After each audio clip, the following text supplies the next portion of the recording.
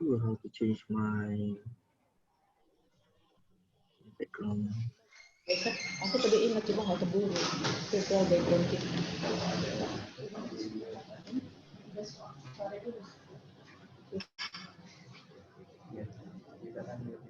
Bisa.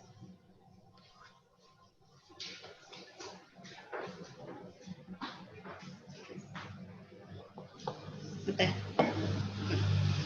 Mie ayam ya? Sama mie ayam. Iya.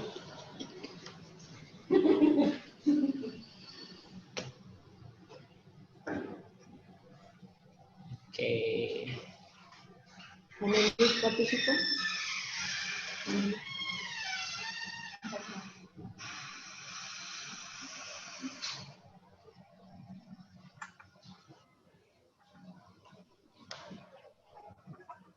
Langsung aja. Oh, udah siap. I would like to try using my earphone. Nanti try tengok boleh tak dengan suara. Oke, Doctor. Can you hear our voice? Hello, testing. Clear? Is it clear? Not clear.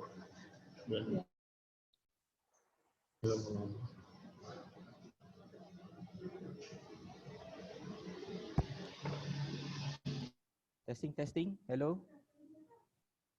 Yes, you can hear your voice, Doctor. All right. Thank you very much.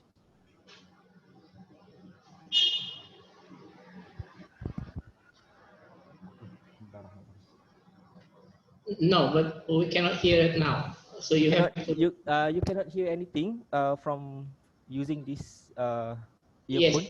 it seems that you have to put your mic near your mouth. So I think it will be better if you just use whatever maybe from the laptop. Okay. It is clear. All right. Bismillah. Okay. Can we start, Doctor? Yeah, sure. Okay. Tapi muka saya nggak kelihatan. Bismillahirrahmanirrahim. Assalamualaikum warahmatullahi wabarakatuh. Waalaikumsalam. Alhamdulillah rabbil alamin wassalatu wassalamu ala nabi Muhammadin wa ala alihi wa sahbihi ajma'in. First of all, we would like to welcome Dr. Abdul Rahim Rizwan. Thank you very much for joining us today for this session. Welcome. Also, congratulations for your newborn baby girl. Yeah, thank you. I stalked your Facebook account last night. Yeah. Very beautiful. Congratulations. Yeah. So you have now 4 children, right? 2 boys. Yeah, correct. Alhamdulillah. Alhamdulillah, syukur. Also, we would like to welcome all the participants here. There are around 70 participants who already registered. So there are some from the international students, and then also from master students, PhD students, and also a lecturer. Our lecturer that already registered at UATM for PhD student for next semester. Okay. So welcome, participant. I hope that we can have a very good discussions this morning. Yeah. Okay. For the technical presentations, first we will have the opening remark from our Vice Deans, Dr. Ernie, and then you can start your presentations, and then the last sessions will be questions and answer sessions. Without any further ado, for Dr. Ernie, our Vice Dean for Academic.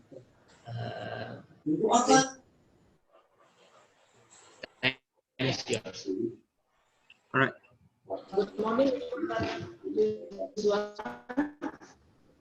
How are you? Yeah, fine. Yeah. Actually, the sound is a bit slow. Today, thanks very much. You have fulfilled our invitation to be our visiting professor. Yeah. And then today is our first session for the series 6 months. So and today our topic is about how to graduate on time. It Okay. is one of issue that we face in our faculty because according to the accreditation from our national accreditation from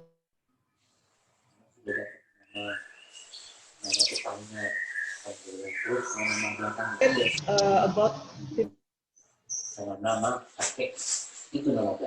Mm-hmm. Terus Ubaidullah nama Bapak. Okay.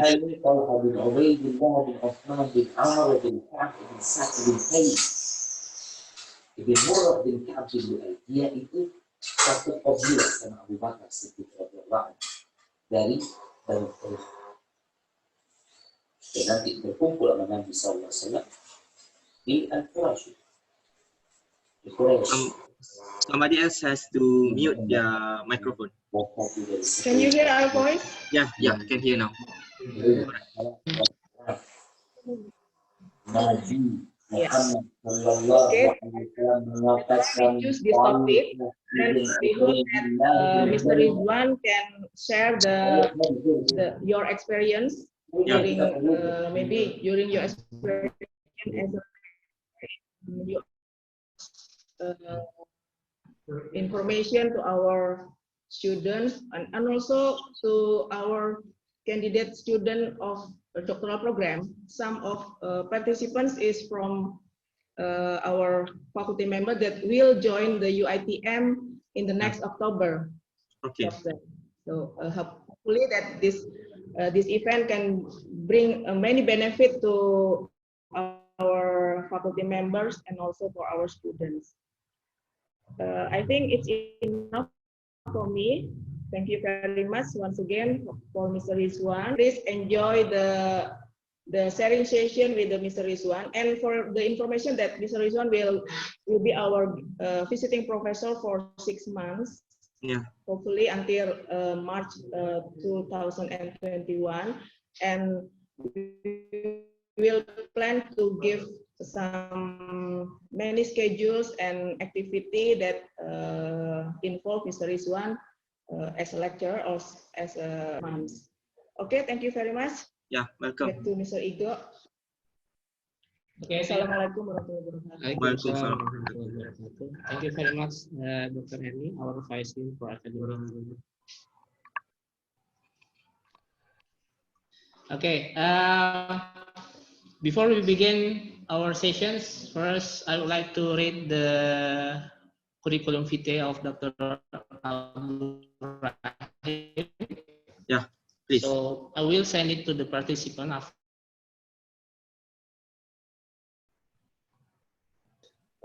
It's incredible.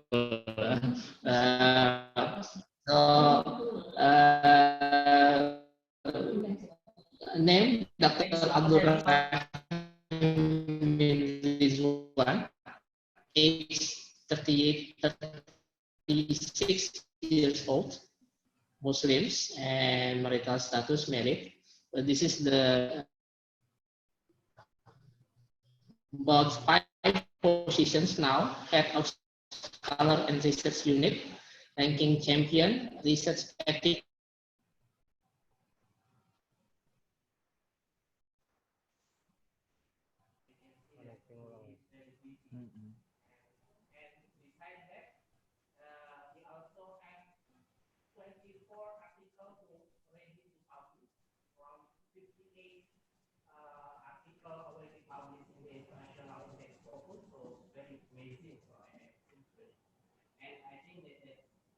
That's why we for this session today, we are going to talk about how to graduate on time. Yeah. Topic for PhD student, master student, and for the international students. So I think Dr. Rahim will be the right person to be our keynote speaker for this. So without further ado, before we begin, the rule is first all the participants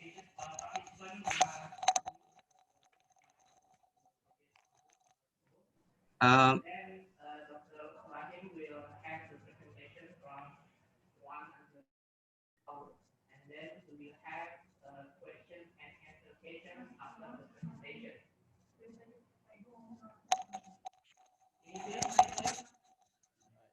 depan aja.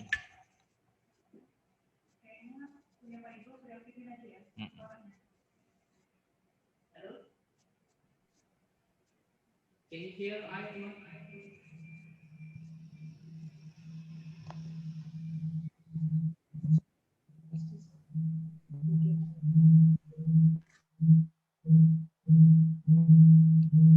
Igo, buka yang punya Pak Igo. Okay, the sound is a bit very slow. I don't know what happened. Usually I can clearly hear the voice, but are you hearing my voice clearly?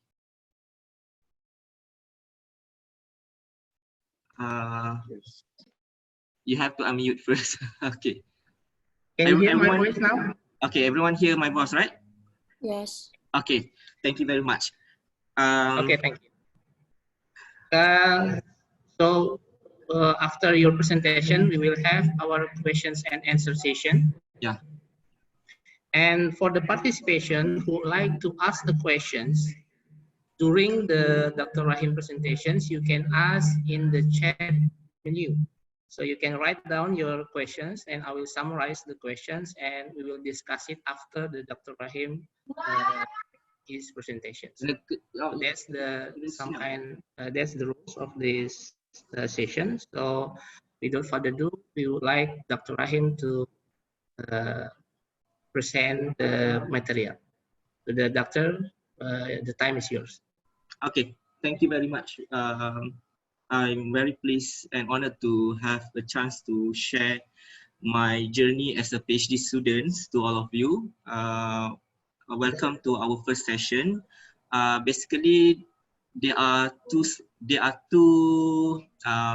slides, okay, that I wish to share with all of you today. And actually, I would like to start with my journey first, and then I will relate with the one that we would like to hear, which is the strategies. So maybe this will be a very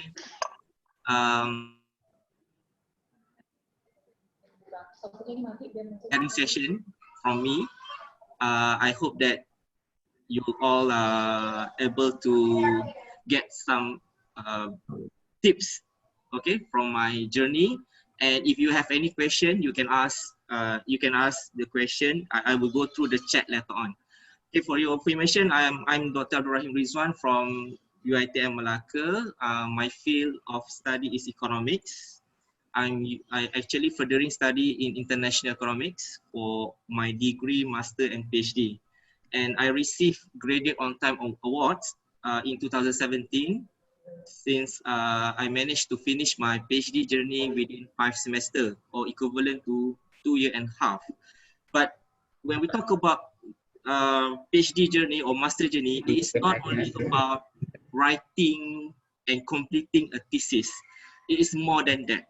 It is actually about exploring your real potential as a student or maybe as academic.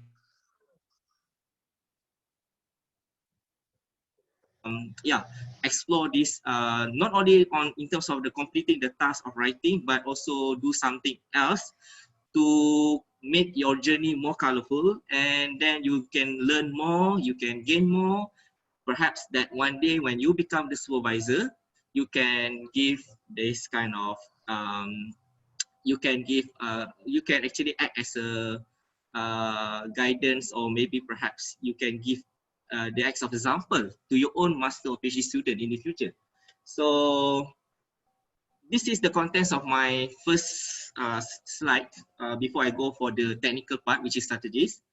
I wish to explain what is PhD or what is actually postgraduate journey is about, and the preparation as a PhD student, what are the journey as a PhD student, the survival as a PhD student, the achievement as a PhD student, and life, or what is the things that you might achieve after PhD. Okay, so yeah. Alhamdulillah, I received my PhD at the age of 33. I continue my PhD at the age of 30 and have the convocation when I reached 33 years old.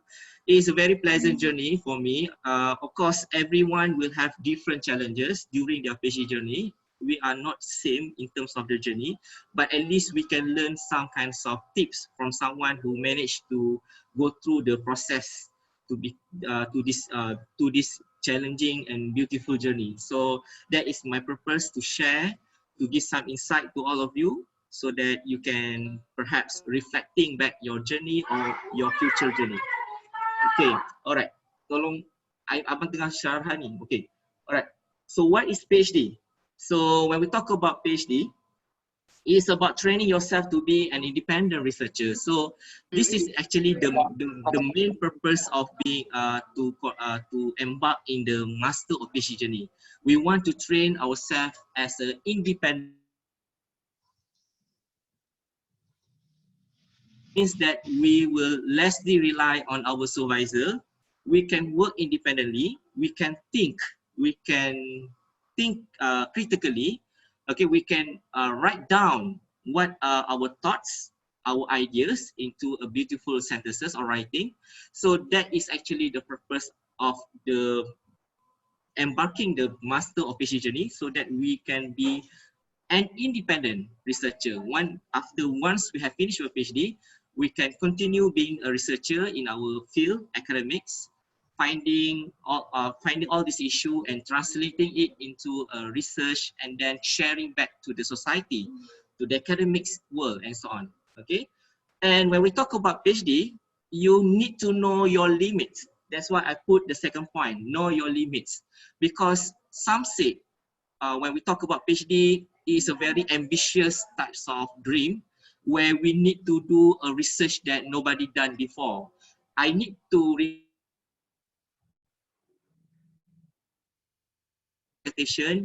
do something that within your capability, melalui your own kebolehan ataupun kemampuan diri. Okay, capability. You don't need to be so ambitious, which can cause you more long time for the journey and difficulty and so on.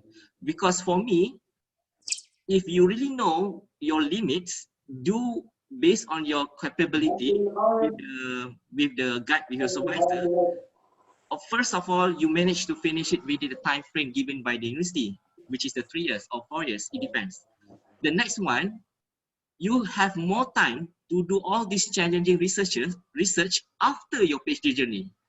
Because at that point of time, you no longer have this kind of restriction in terms of duration and so on. It is based on your years of service after that. Like in my case, I have another 24 years of service. I can always challenge myself to do is what I'm doing right now. So that's why learning your limit is very important. Proposing a proposal that is something that you believe it can be achieved, it can be done with the data is able to be collected, and so on. Okay, and when we talk about the third point, there is no perfection. Yes, I believe that nobody able to produce a perfect thesis. So you have to understand there still a flaw here and there in our thesis. Even you have submitted your thesis for Viva or submitted your the final versions of your thesis in order for you to convocation. Okay, so you have to understand we are still learning, and of course the learning is continuous. It doesn't mean that after we finish our PhD we become specialized and so on, something like that. We are always learning, but don't pressure yourself to produce a solid to produce a perfect thesis.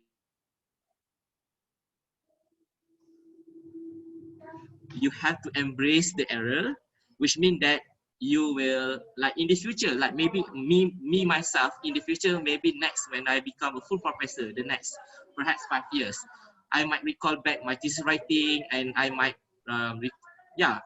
trying to figure out, okay, what things that I can do to improve my thesis content and so on. And then the third point, the fourth point is about harmonizations of ideas between you and your supervisor.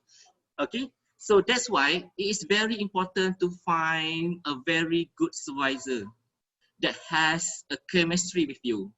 Okay, someone that have the field that you search for, the specialization that you need learn from him or her, and they tend to have synchronization in terms of the idea. When you talk to them, to this supervisor, you feel that there's a connection between your heart and them. You feel that it's very, very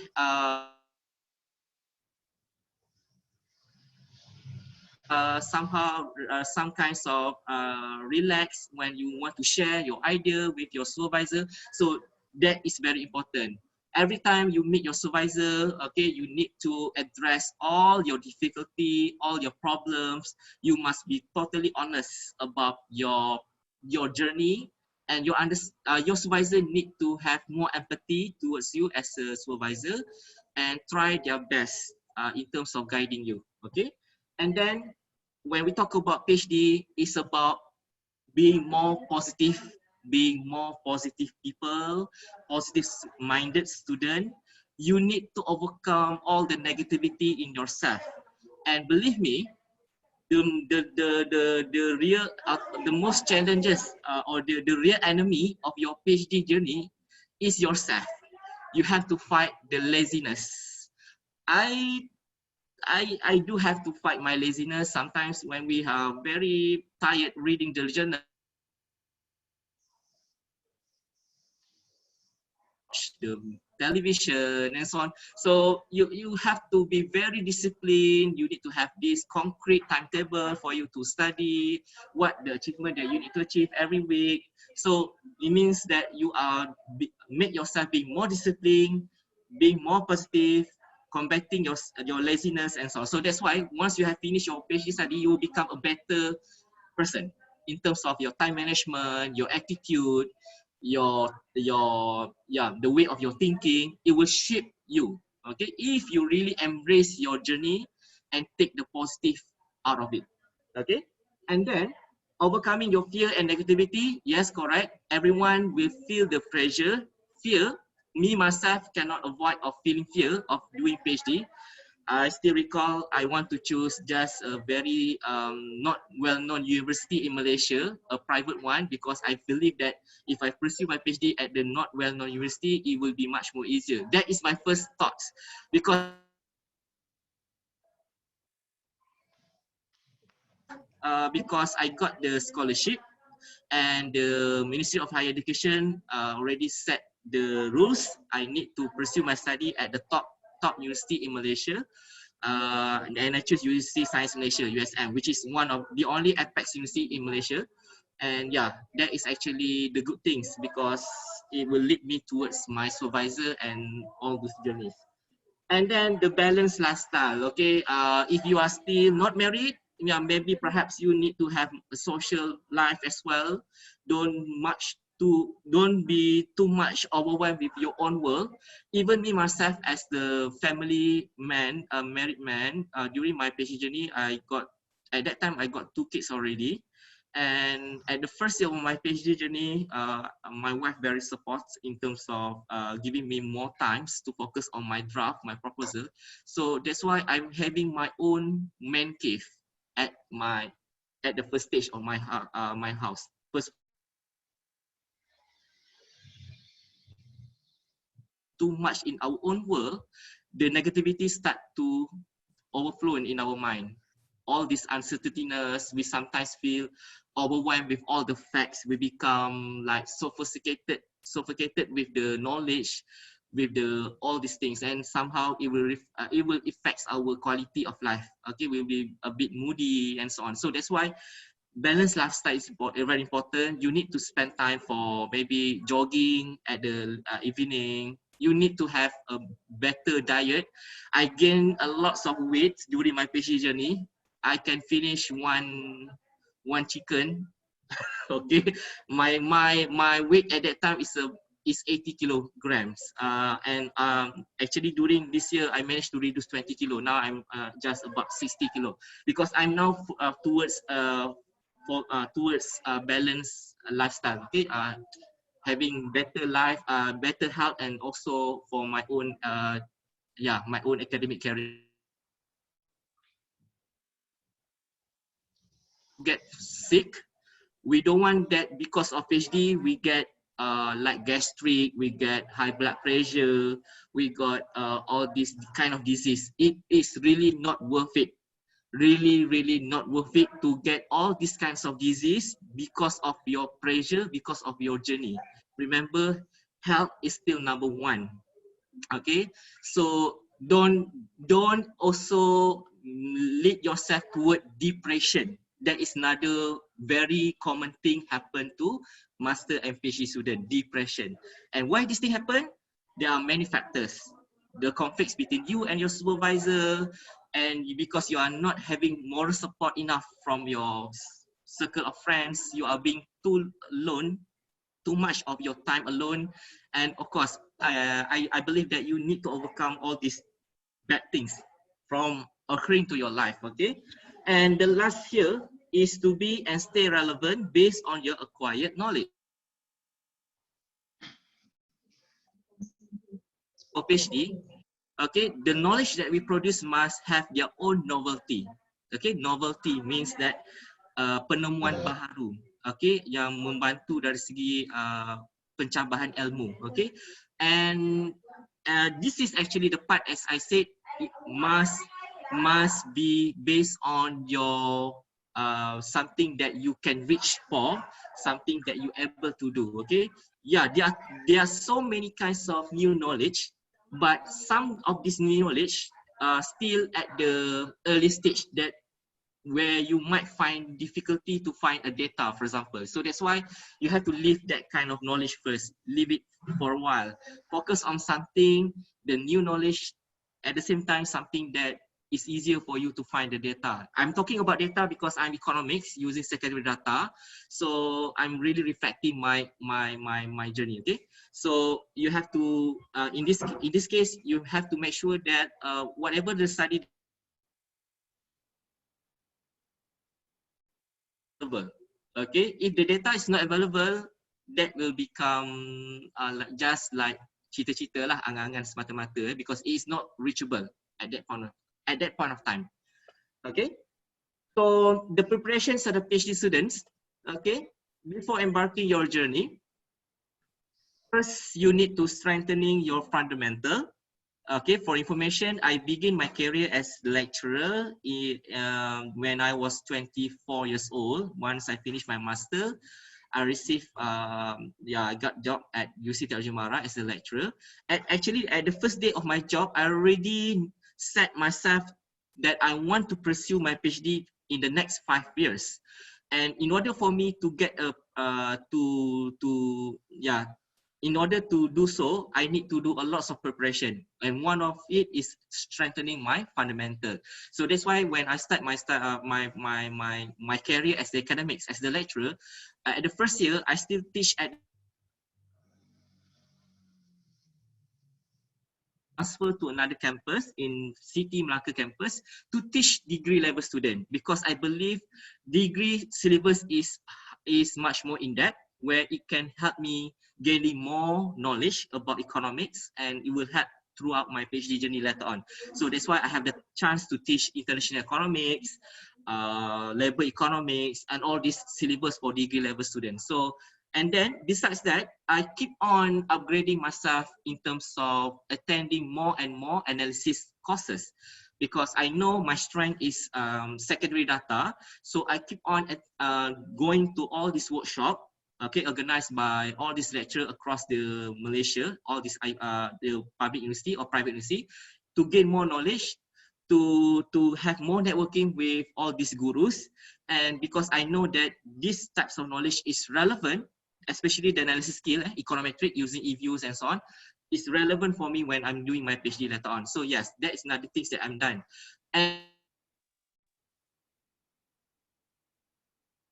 got chance to get a grant as the group leader, and from the grant it helped me to polish myself in terms of writing, and I keep on writing non-stop, writing paper. And to tell you the truth, I even start writing and publish in predatory journal, non-index journal. It's a process of growing up, learning from a normal researcher into the excellent researcher. So I didn't ashamed to admit that I myself at the first part of my career, I do publish my paper in predatory journal.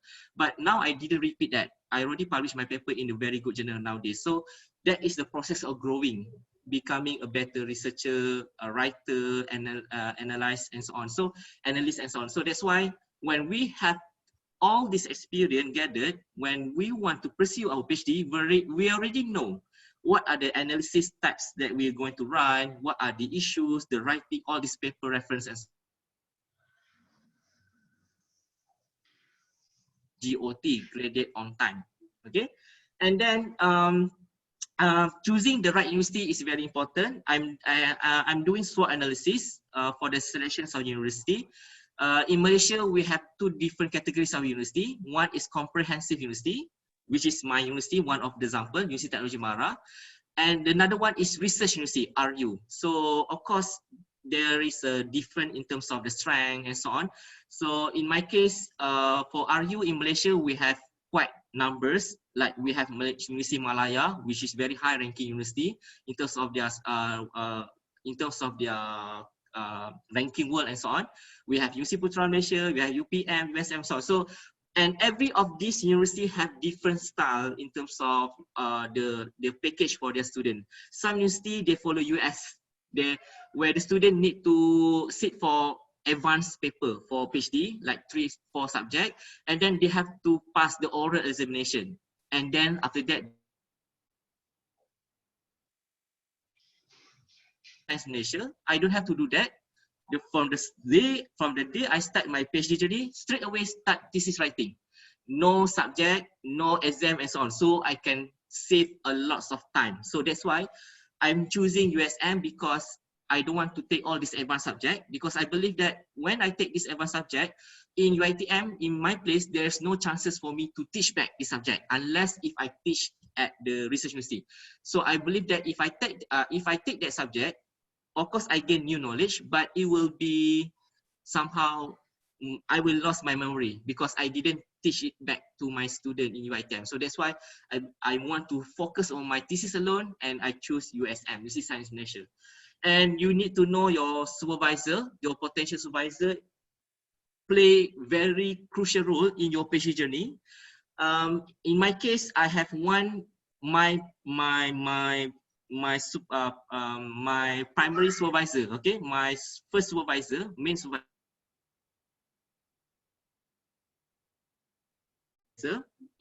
She has few experience.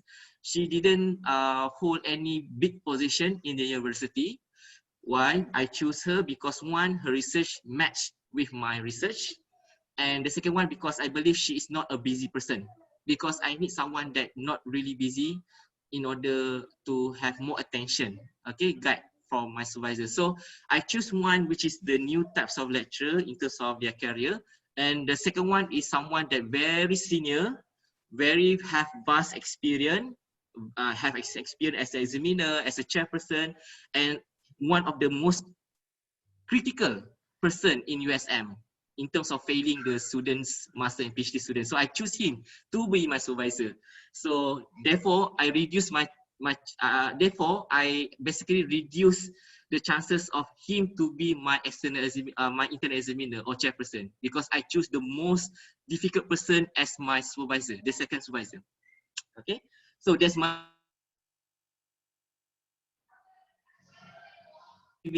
and you have to call. If you don't meet your supervisor, you have to call, have a conversation talking about your research interests, what are the expectations and so on before you choose your real supervisor. And when we talk about journey of PhD, okay, of course it involves huge financial preparation, and of course if you get scholarship, it will greatly help your journey. Some PhD students that I know, they have to stop pursuing her study because of money problems.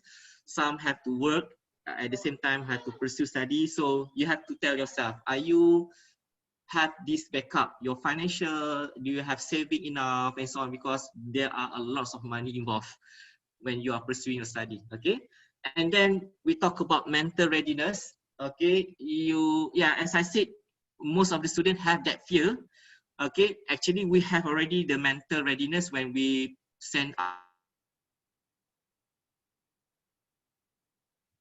overwhelm our feelings, okay, ourselves. So that's why mental readiness is very important to set our target and goals. And as people said, once you have start, you just focus and just go, something like that. You don't look back. Okay, that is one way to push yourself. And clear goal and mindset. So in my case, when I pursue my study, I already I told myself, okay, I must finish my study within 3 years, because this 3 years is only the time given by the Kementerian Pendidikan Tinggi Malaysia.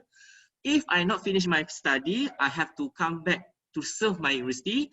I have to work together finishing my study. I don't want that, because in my university the teaching hour is a lot. It's about 22 hours a week or 24 hours a week, and it's very burdensome if I have to finish my writing at the same time have to focus on my class.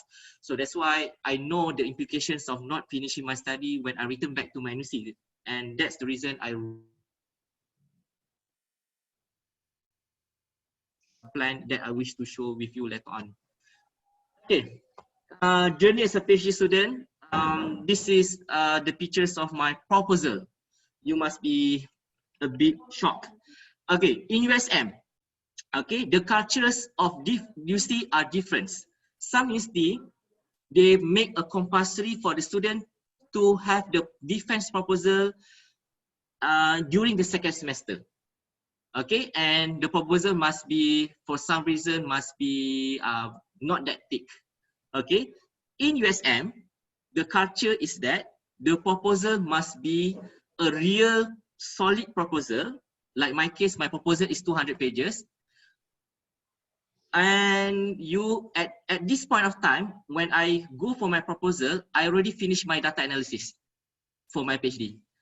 Okay, so for information, I present my proposal defense during my 4th semester. At that time, the proposal is already very, very solid. I have already published paper, present paper at the conference, outside, inside the country.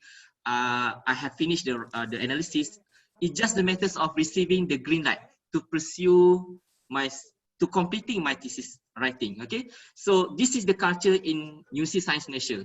That's why in UC Science Malaysia, most of the student PhD, they only manage to pass their proposal defense after 2 years. Some university wajib, compulsory in 1 year or 1 year and a half. They don't want the student wait too long. But in USM, the culture is different. So that's why I'm saying that every university, they will have a little bit different culture that we need to adapt. Okay. Now, to be the Excel, takes to be an Excel postgraduate student. Okay. First of all, you need to set a very clear objective, and you need to be very highly dedicated towards your objective or your.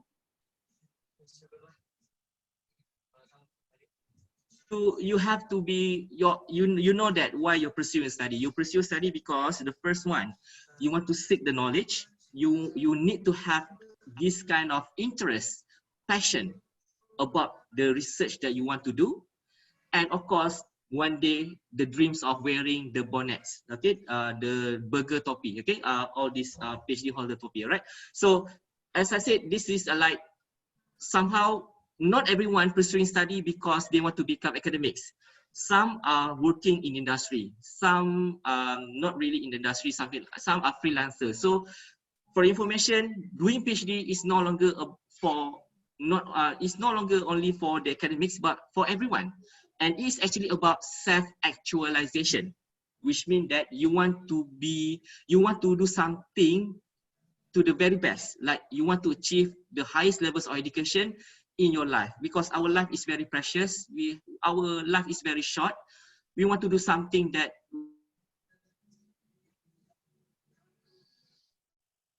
having the greatest academic levels in our life, right? By obtaining the PhD. So that's why having clear objective and must be highly dedicated in order to reach your objective.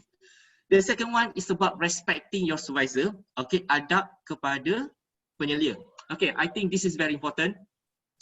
Even your supervisor maybe at the age of yours, because you are not really young PhD student like myself. I pursue my PhD at the age of 30. Nowadays, more and more PhD students continually study from degree to master to PhD. They are very young. Okay, so here I believe that adab is the key. Okay, adab or respecting your supervisor is something that we have to nurture. The value or this moral value is even in Islam itself. We have to have very respect towards our CV, SV, because we are actually try to get knowledge from attitude. Like my case during these 3 years times of my PhD journey, if I have the appointment with a supervisor at 9, I will make sure that I reach my supervisor office 1 hour earlier. I will wait outside his office 8 o'clock in the mornings, because that is the adab. The students are waiting for the supervisor. Similar to we as the academics, when we go for our class, I always remind my student, if you want to receive better knowledge, you want to make the knowledge much more easy to understand, please come first before I enter into the class. Something like that lah, okay? So you have to constantly update your progress, and yeah, you need to be honest with your supervisor, all the difficulty, the problems that you face, and of course, having a WhatsApp group between you and your supervisor is a must, because you have to keep on having the communication.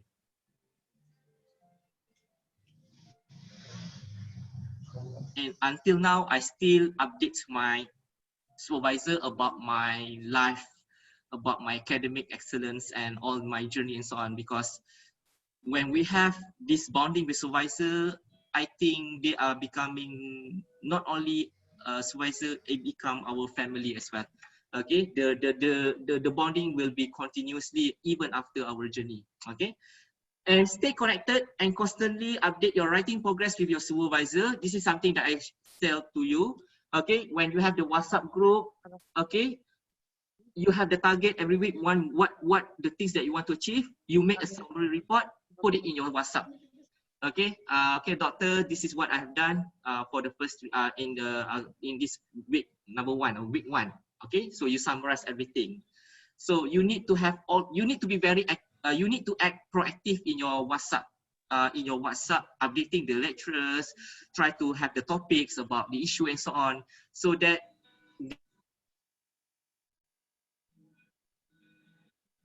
take place. Like my case, my PhD student, I now have 4 PhD students. 1 already passed her Viva recently, so now 3 left. Different student, different attitude. My PhD student that just passed, she managed to finish her PhD within 1 year and 5 months. She do first her writing the proposal the 8 months before she pursue PhD. She registered PhD in UiTM. 1 month after she 1 month after she start her PhD journey. Okay, she start in April last year. She sent her proposal defense in end of May, and she passed her proposal with flying colors. Okay, product is mine and so on. So, and she managed to finish her writing, to publish few papers, to won awards, gold. Basically, she actually follow my step and my her supervisor student last time. So she managed to achieve all that beside completing her PhD journey. So she managed to pass her Viva with minor correction last July. So now she is doing correction. It is less than 2 years, 1 year and 5 months only. And of course, she is very excellent student. She is same age like me. She also my colleague, but working at different campus. And she is really good writer. Her English is very good. Her analysis skill is very superb. She are very expert in panel data analysis. I want to actually my plan is to make her more visible, to make sure that she will become one of the expert in panel data analysis in Malaysia one day, because that is her strength right now. So yeah, different student, different progress. I also have another one student already 3 semester producing nothing, no at all progress. I have difficulty because he himself overwhelmed with the workings on. So as I said, okay, the chemistry between the supervisor and the student also depend on the student dedication. If the students are very dedicated, the supervisor indirectly also become dedicated. We also will try ourselves to check your draft and so on. If the students are quite having so much alasan, okay, busy with other things, all the stuff, we as a normal supervisor, human normal being, we also might like, okay, we give the advice at this later after that we might busy with ourselves, with our own job, because the student does not progress at all. So as I said, it depends on the student attitude. Then the supervisor might slowly change their attitude and become more dedicated to the student progress. Okay, that is really important tips. Okay, and stay active in writing, publication, joining the conferences, the competition, the innovation competition, and so on. So many. We have 6 months of this fellowship, and so that there's so many things that I wish to share with you later on. For the summary, yes, as a PhD student, there is a compulsory for you to publish a paper in the index journal. And for the additional, okay, you want to have like winning awards, like gold medal from the innovation competition based on your paper, and maybe you want to join the 3-minute CC competition, or maybe you want to apply the conference overseas, like in UK, Leicester University. Every year, end of year, they will open for every PhD student in the world. They can apply for PhD colloquium in economics, and they will fully sponsor you. Travel grant, they will give you accommodation. You can present your PhD economics in Leicester University. Okay, so as a student, you need to have the skill to find these types of conference that provide the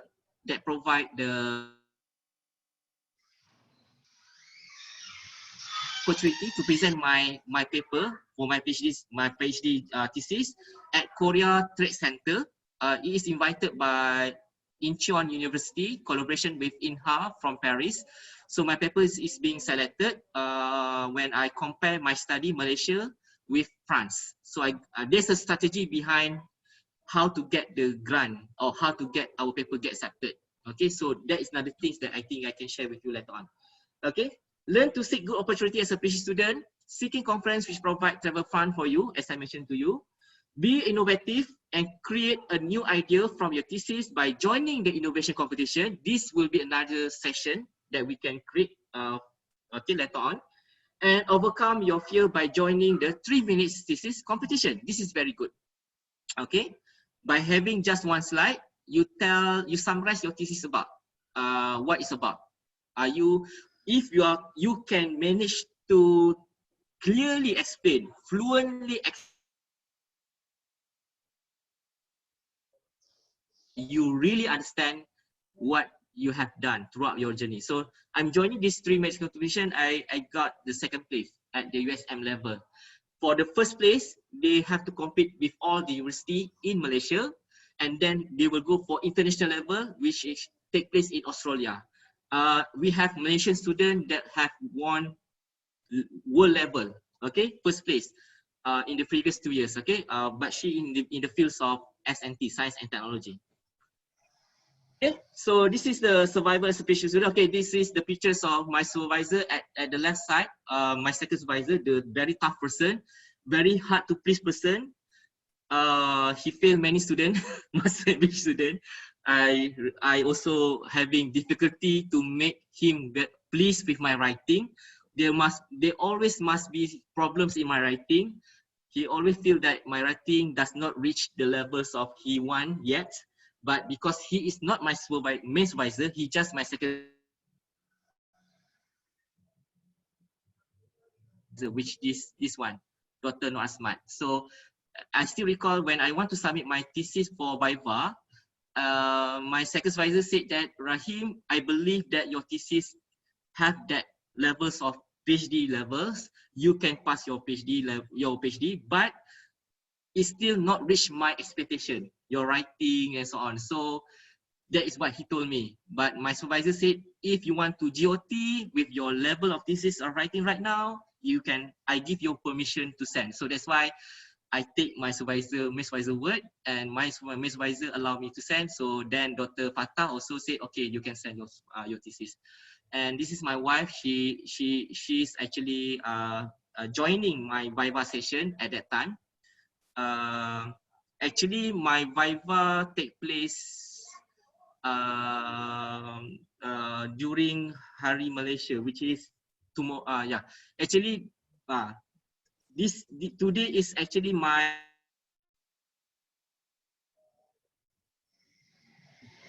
third year anniversary of my Viva. Okay, today, because tomorrow will be Hari Malaysia. Yeah, today. Now, to survive. Okay, when we talk about survive, okay, sometimes when we have finished our PhD study, we call ourselves as PhD survivor. Okay, someone that managed to overcome the challenge. Okay, I repeat back. First, know your limits. You have to know your limits. You have, okay, I know some of the professor, your supervisor have very huge expectation. They want you to do this, to do that, to construct new index, to hold all this stuff. Okay, that's why I'm saying that. If your main supervisor, like my case, my main supervisor is the young and new lecturer, the expectation of course will be much more lower. If I assign my main supervisor a full professor with 30 years of experience, with vast experience, of course, her expectation will be much more higher. So I already know, at that time, I need to assign my main supervisor, those the young one.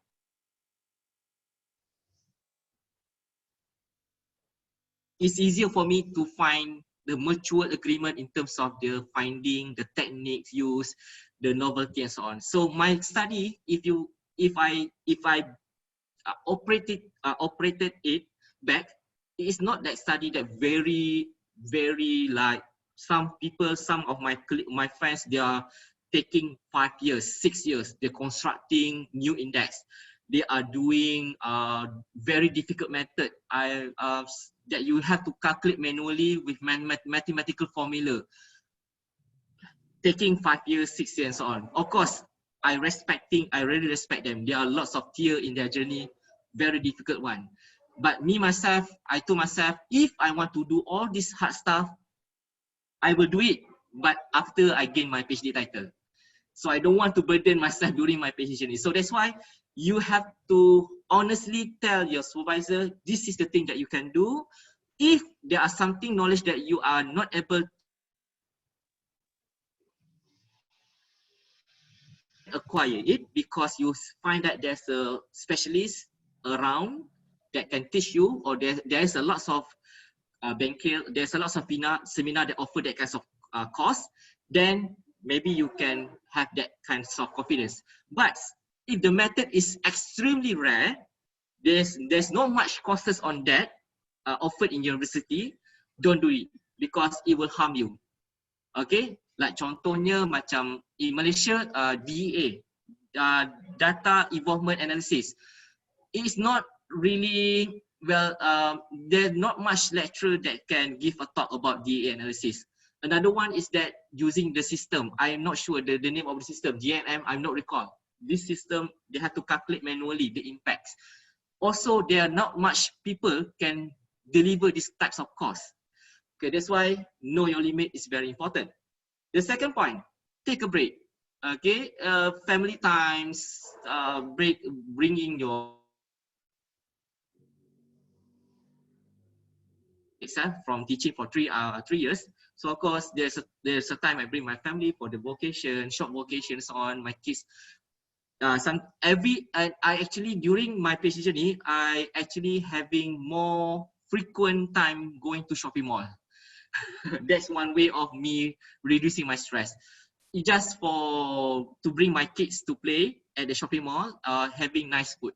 That's how I reward myself, and I gain a lot of weight lah. I eat KFC, Nando's, and so on, right? So that's one way to reduce my stress. I enjoying eating a lot of fast food at that time. Okay, all right. And remember this: being the PhD student, there is ones that will sacrifice from you for you, like family, my spouse, my kids. They are sacrifice a lot for my sake. Okay, they know that I'm very super busy person. I always at my man cave upstairs here at this table doing my PhD. So first floor, okay, so that I don't have to go down. Actually, that is not good. When the times for you to eat with your family. As I said, don't too overwhelmed with your worlds. Okay, you have to have communication with your family. Okay, and so on. And then the role of peer. Okay, these tips, I'm not sure it is something that common or not. Okay, for information, I start to be more active using my Facebook during my PhD journey. At that time, I believe that I need a peer support. So what I do in DSG group in Facebook, there's one group we call as doctorate support group. Doctorate support group. Now we have the members of 80,000. Last time when I doing my PhD, it's just about 40,000. It's growing in terms of the numbers. All the PhD students across the world, they tend to join this group. And there are a lot of professors joining this group as well. Sorry, Doctor, your presentation slide is changing. Yeah, I opening my Facebook now. Is it, you can see my Facebook now? Okay, because I want to show the daughter support group. Okay, this daughter support group is, for me, is advisable for you to have it, because when you have the problems of any types of problems of analysis, if you want to receive information about conference and so on, you can go for this group. The numbers is growing. It's now 84,000. Last time 4 years ago, it's only 40,000 members, and there's a lot of well-known professors, not only in Malaysia, across the world in this group. Okay, so you will receive tips, advice, more motivation story from those who managed to finish their Viva PhD journey. I myself contribute a lot of tips in this group, like GOT and so on, and so on. So you can join this group and learn more. And in my case, when I doing my PhD, I start to be more active in Facebook by searching more friends that also doing PhD. Someone, and it's not limited to economics background, all different backgrounds from SNT, all. Okay, so when I add them to my Facebook, every time when they post something about they have managed to successfully defend their proposal I can feel the positive vibes. I can feel the positive vibe that I believe that one day I can do it. So you can imagine all these my friends. I managed to have more and more and more friends from the university. Now they become a lecturer already. They become academics. Like most of them are young one, become academics, and our relationship is prolonged until now. We even doing a lot of research together. We apply grant research together. So for me, during your PhD journey is the time for you to enlarge your networking with all the lecturers across the government university or private university. So then you will become more visible in the future, which will help you back in terms of your academic. Okay, role of peer, not only peer from your social media, but also your peer from your faculty level and so on that you close. Okay, somehow these friends can also give comforting advice and so on. Of course, the role of God is number one. Okay, this is the time for you to have more close connection. And of course, we hope that after your PhD journey, you will become a better person, better humblenya, all right, something like that. So there's a times that you need to, there's always the time that you need to express all your difficulty, hardship to God. Okay, in my case, I'm doing my PhD during my PhD time, during my second year and third year of my PhD journey. I begin my journal reading, writing, so on at 3 a.m. 3 a.m. until 7 a.m. because later after that my wife going to work. and I have to take care my own kids. To kindergarten, they are all still very small, and I got baby PhD, the third one, during my second year. So I take care my own babies. I give them, yeah, from the baby until now, it's already 5 years old next month. So you see, I challenged myself to take care my own kids. I didn't send to nursery.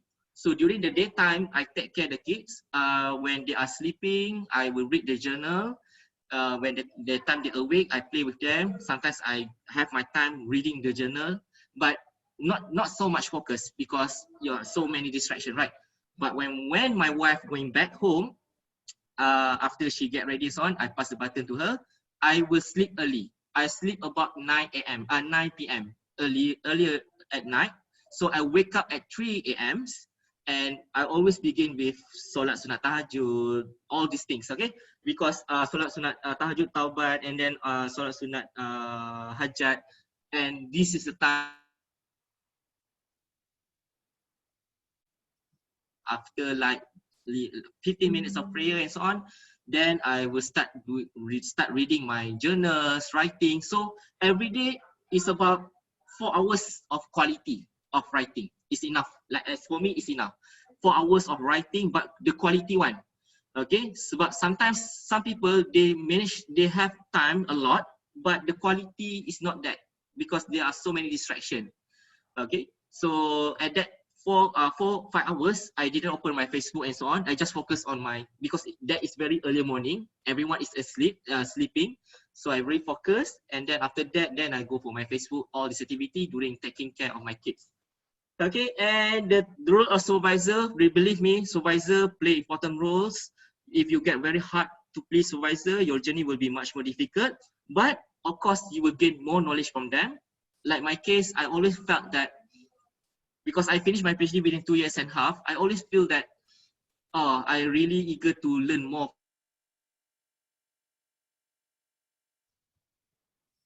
Have connection in terms of doing research grant together with her, and we receive grant together, and we become a research partner now, okay, with my supervisor. Okay, achievement as a PhD student. So this is something that I would like to share with you.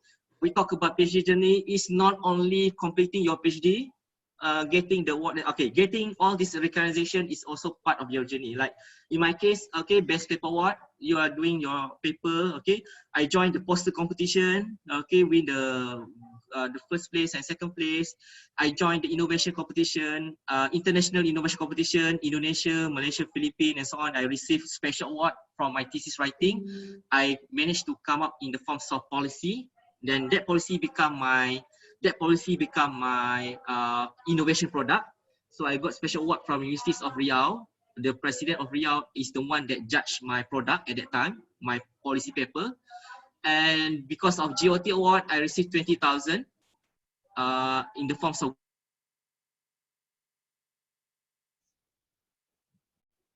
And for information, my PhD journey basically not end after I receive my scroll or I go for my stage. No, it's continuous until last year, 2019.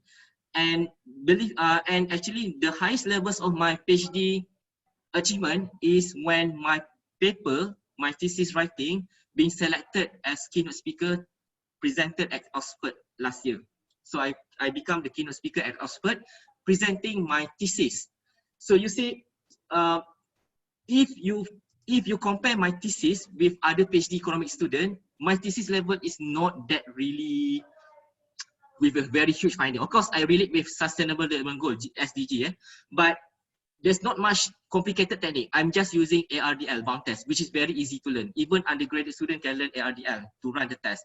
But the finding, the novelty, and you yourself, you want to make it excellent by your own way. So that is what I'm doing.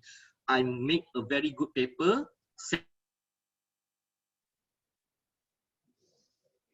We ourselves can change from the normal, ordinary thesis into excellent one.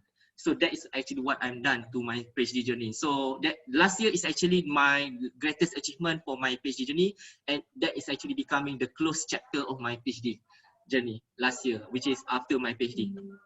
Okay. And of course, life after PhD, or what are the things that will happen to you after PhD. It is so rewarding. It's like you get the key for thousands of door of possibility. Okay, you will have more and more opportunity to complete yourself as the real academics.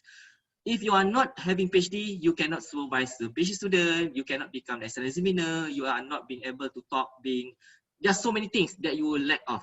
But having the PhD is the ticket for you to have all these possible opportunities. And believe me, have to seek by your own, like what happened between me and Dr. Ernie. I myself offer myself as visiting professor at your university dengan tanpa malu. Okay, so because I believe that I have that something that I want to share, I have the experience, the qualities, something that I'm really eager to share with all of you. So that's why I'm offering myself. So which means that I'm brave enough to act first. I don't want to wait people inviting me. If I wait people inviting me, I think I have to wait another 10 years or maybe like 10, 15 years, because it's very hard to get acknowledgement, because nowadays there are so many academics with excellent records. In my university, we have 9,000 academics, because my university is the largest university in Malaysia. So of course, it's very challenging to make ourselves visible.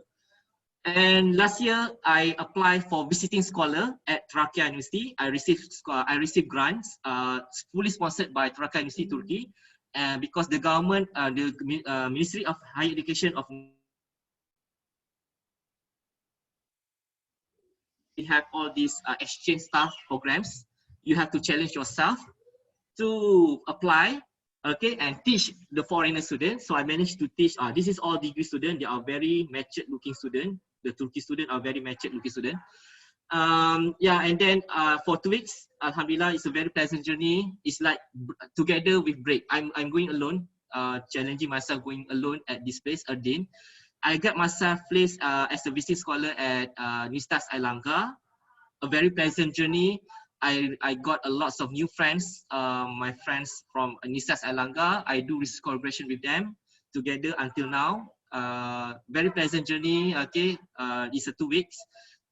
This is at Universitas Airlangga, and yeah, as I said, once you get the PhD, there are so many exciting journey for you, but you yourself have to decide. Are you want to become just an ordinary doctorate, or you want to become a very how you really want to challenge yourself to gain more knowledge, all these types of lecture, okay? So then you will embrace your journey, and by the end of your career, there are so many stories that you can recall back, okay? So that is actually the story of my life as a PhD student. We have how many times longer for our session? So, We still have hour and a half.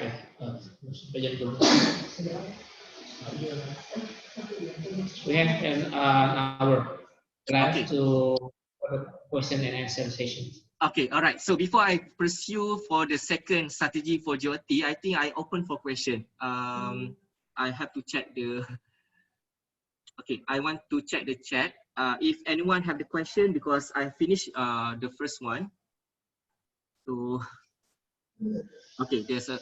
If anyone have if anyone have the things to talk to ask, you can ask me based on what I have checked just now.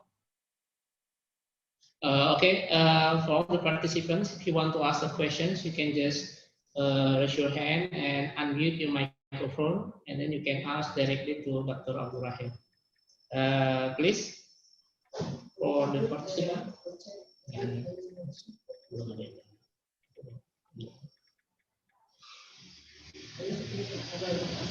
You can also write down at the chat if I can't listen. Yes, but Yeah. there is still no question, Question, right? also. Okay, never mind. If there's no question, I can proceed with my next technical part of the strategy, and then we can have the session back. Okay, to in terms of the question and so on. Okay, I will proceed with the second one. There is a question. There is a questions. All right. Long as for the information. So I'm also pursuing my PhD student at ARI, also with other lecturer here in Faculty of Economic and Business. There are 4 lecturers that pursuing the PhD at the UATM right now at ARI program All right. UATM. The questions, because we have COVID-19 and we cannot see our supervisor, and we cannot go to the library, we cannot, so the atmosphere, academic atmosphere is very less, because we are doing the our PhD, our proposal at home. So the Yeah. questions is,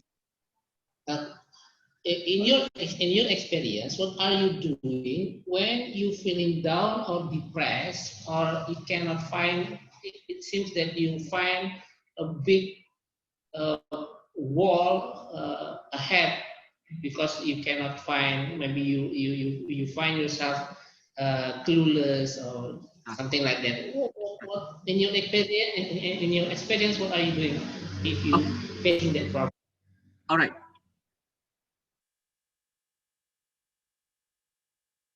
Is a negative value for foreign direct investment inflow for certain country like Indonesia, Philippines, and I cannot regress that data because it is negative value. So I cannot use AE views. So I'm getting stuck for at least, I think, 6 months because I didn't find the right person to ask, and even my supervisor don't know.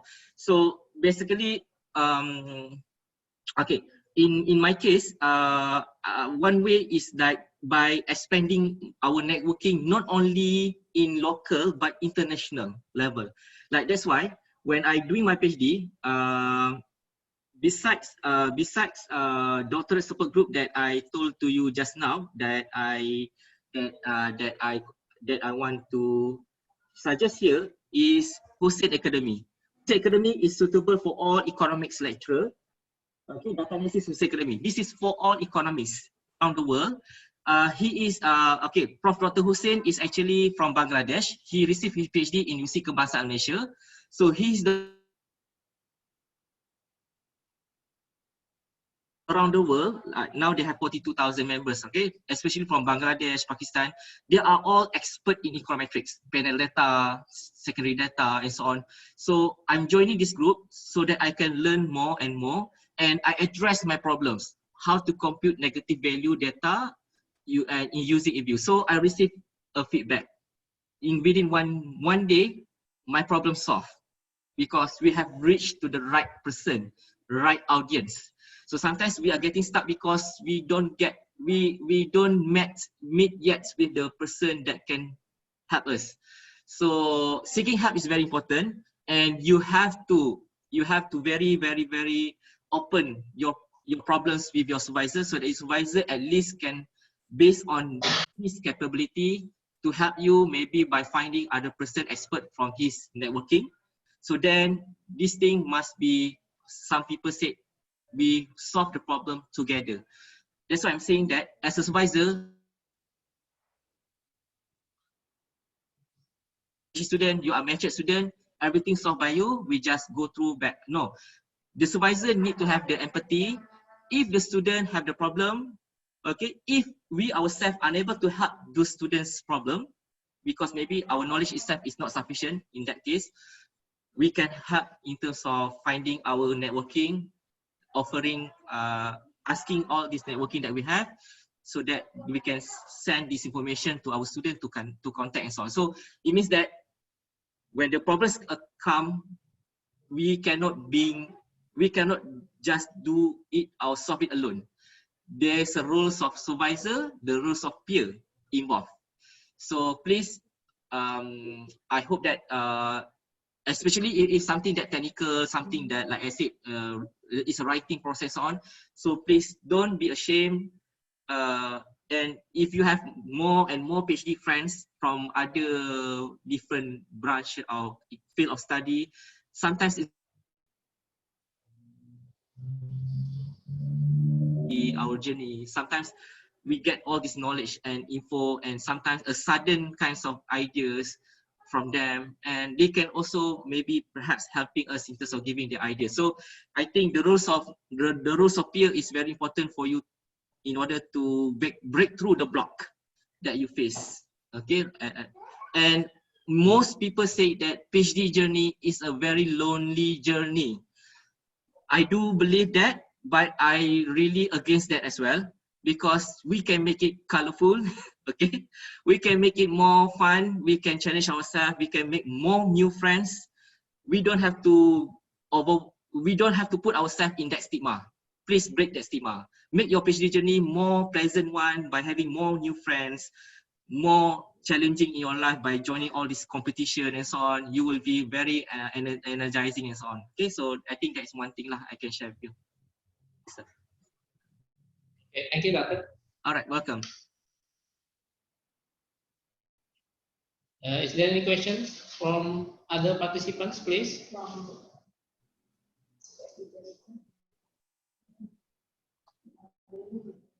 Mr. Pigonawi, Ms. Irma, maybe our lecturer that who will be registered at UITM next semester. Yeah, inshallah. Is there? Okay, for information, the place that you plan to register, which is accounting, right? Accounting Research Institute, ARI, right? Is it? Yeah. Yes, that is actually one of our proud excellence of center for Malaysia. I think UITM, they have like the highest reputation in terms of in the field of Islamic criminology, transparency, governance. So that is the center lah, ARI. So there are so many expert, very powerful women, professors in ARI, and we just lost one.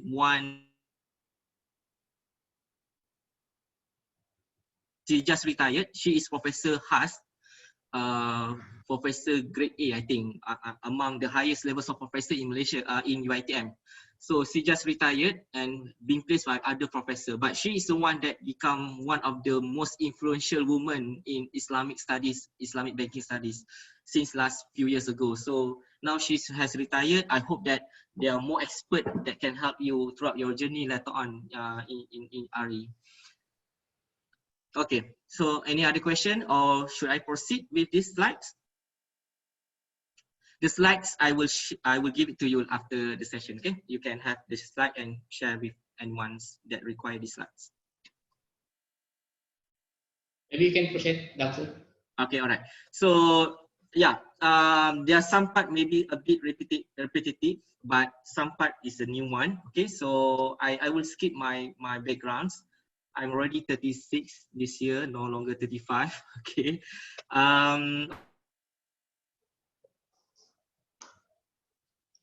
In UITM, Professor Dr. Nur Zaidi.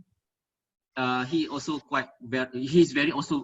also very active in research, and now he is the head director of different agency, no longer core. He is under Malaysia Press. Okay, UITM Press book for book publication UITM.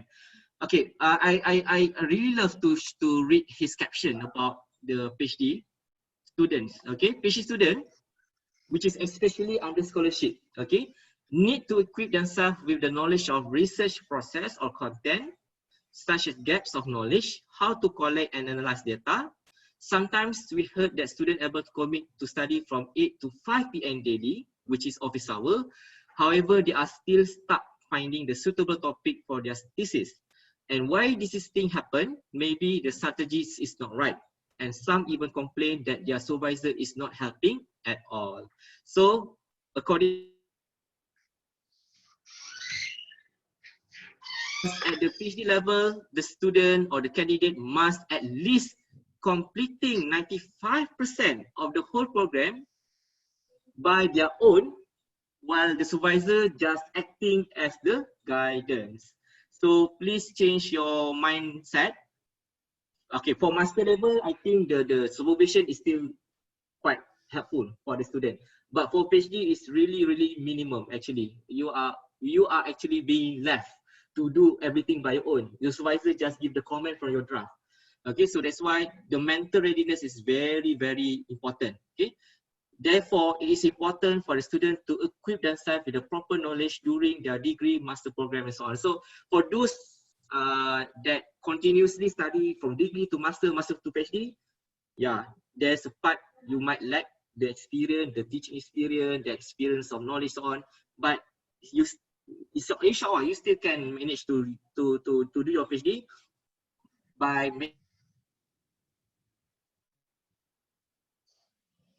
join all these analysis course, because you need to upgrade yourself from time to time. Okay, so this is a very general tips of preparations of the PhD. Okay, ignore the bad gossip about PhD. Point number one, people always make you fear about doing PhD because it is a fearful journey. Okay, there are various gossip regarding the PhD journey. Some people say the program that can hinder or that can demotivate you to join the programs. Okay, you don't have to be highly intellectual student. Remember this. You don't need to be a first class student or straight A student, decan student, something like that to obtain the PhD. In my case, I'm just ordinary student from school until degree level. I didn't even have the experience receive dean list during my degree time, and my degree is just 3-pointer, just enough 3-pointer, which is average student. Okay. And yeah, when we talk about PhD, it's not about you are excellent student last time, you must be able to get your PhD. No, PhD is not only about intellectual excellence, which is not the majority part, but your attitude. Your attitude must be very, very strong. My friends that finished my PhD, okay, most of my friends, they are just a second class honor student during their degree time, which means that they receive their degree pointer below than 3, and they continue their master and they able to get their PhD in 4 or 5 years, showing that all these are having the same mindset like me.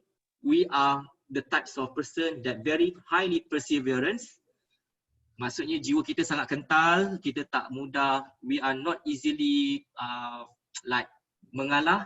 Okay, we have the strong, we have the fighter,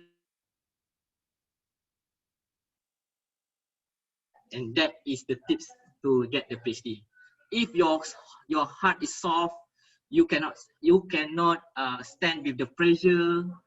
I do have my friends which are first class honor student during the degree time, but during the second year PhD, he quit the PhD journey. He cannot proceed because he has all these types of stress with the supervisor. He always feel that his writing is correct, and the supervisor try to make it bad, something like that. So he feel that he is much more intellect than the supervisor. So that is not good lah, of course. So as I said, the emotional balance, the EQ and IQ is very important. The number 2, this is something that's similar to the one as I said just now. Don't be too ambitious. Okay, do something that is practical. Okay, proper research and honest view is all what is required. So whatever study that you do, you believe that it reached certain level of novelty to be called as PhD, and it is totally based on your honest writing and honest manipulating the data. Kita nak keberkatan, maybe we get the PhD, tapi later on Allah bagi cara lain kan, balas kan. So kita nak, kalau boleh journey kita tu betul-betul very honest one. Okay, kalau kita, when we know something wrong and so on, we tell the supervisor. Jangan simpan-simpan, bagi tahu dan kita tulis juga. No, honesty is the most important part of being a PhD student. Okay, point number 3, positive attitude. Yeah, as I mentioned to you, dedication, perseverance, consistency. Okay, you need to be consistent. Positive attitude, that is what you need to become a PhD survivor. Okay, tips number 4, strengthening the fundamental. As I already mentioned to you, if you are the lecturers, before you embarking the journey, you have planned, so you can enhance your fundamental first, strengthening first. If you are straight away continue your study from master to PhD, of course you need to attend more and more courses. You need to read more. You need to learn to write more paper.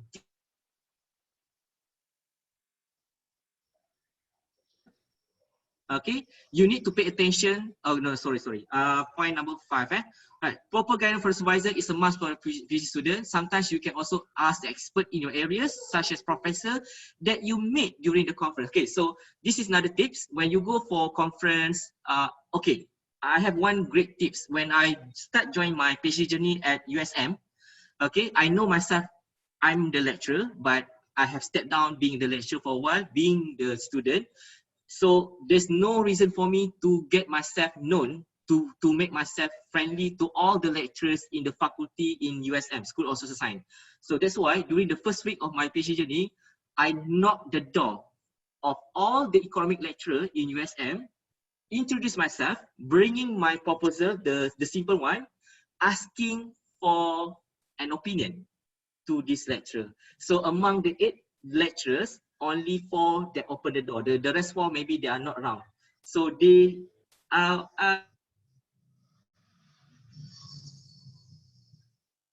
I also academics like them. It just the matters that I've just started my PhD journey. So I make myself comfortable talking to all these people, to these lecturers in School of Society. I make friends with them. And they give a good advice to me. They look my proposal. Okay, Mr. Rahim, your proposal is very interesting. However, why not you put here and there? It's a very simple discussion. Okay, so I make myself visible in at the faculty level at the university I pursue for. So you can imagine one of these academics become a friend of mine, despite our age is a big gap. Associate Prof. Dr. Chua, he is associate prof in international economics. He become very caring of me, my PhD journey. He always asks about my progress, despite he is not my my supervisor. And for some reason, okay, not for some reason, Allah actually made this plan of him. He made him to be my internet examiner for my proposal defense and my. As I always talk to him, come to his office to have a chat, and he become my internet examiner during my proposal defense and even for my Viva. That is really helpful, very helpful. Okay, one of the panel. We have other panel from other school. Okay, at the time. Okay, and then yeah, and then read thesis online. Okay, yeah, I do stress this point. Students should read the current thesis that can be accessed online or library and research of well-known authors in order to learn a proper techniques of writing, as well as getting ideas on the related topics. So what I'm doing in the first semester, because I know that my topics area is about foreign direct investment and trade liberalization, trade openness. That is my key variable. So what I'm doing is that I ask my friends from UC Putra Malaysia, from UC Kebangsaan Malaysia, from UC Malaya, to get me a few theses of PhD economics in the same title, in the same team, FDI.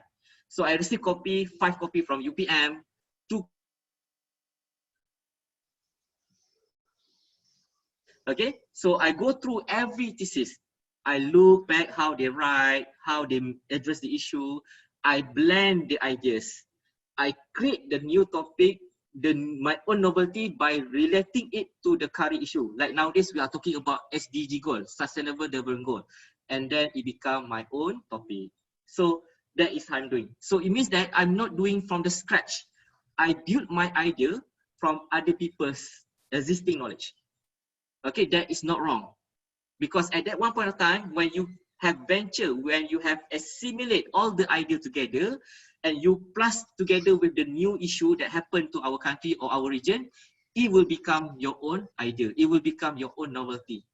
Of course, you will update your data and so on, right? So that's why getting the published PhD from other PhD survivor is really helpful. You have to keep it in your laptop, go through, I print it out, go through it, and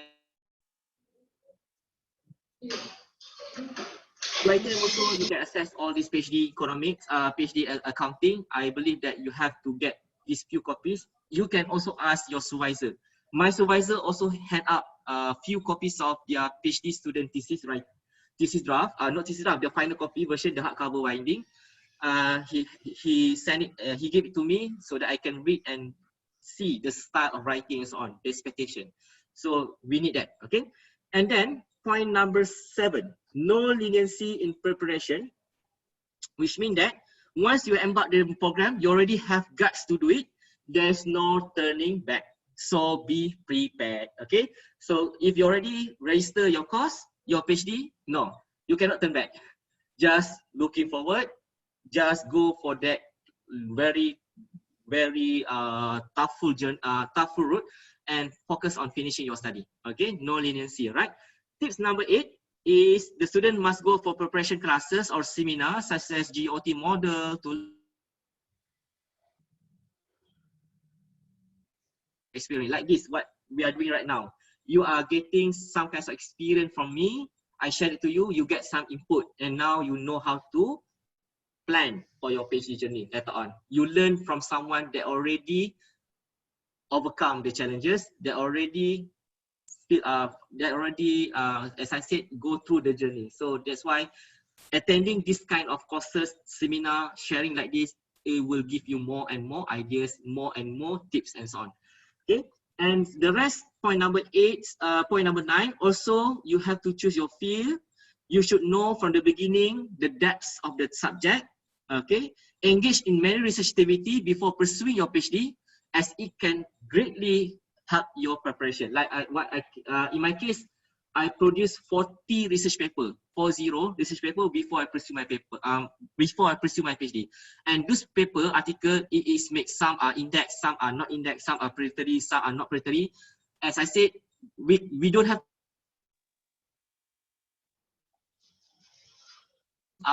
actually our experience to be a better writer, to write a more good paper and so on. Okay, and then tips number 10, self-study or being highly independent. So this is another things. Okay, the most important for a PhD student is being independent.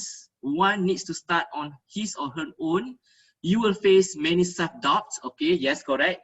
There are points that you will doubting yourself, like research objective ni bagus ke tidak, macam tak berapa capai objective or something like that. So you have to have the confidence in yourself. You have to ask your supervisor, is it okay, and so on. Be independent. Okay. However, this might due to putting high levels of expectation in your own work. Believe in yourself, be proactive. Okay. So in my case, when my supervisor judged me, when they gave me marks for evaluation and PhD student for the first year, they already mentioned that. But Mr. Rahim is highly independent student. We believe in his capability.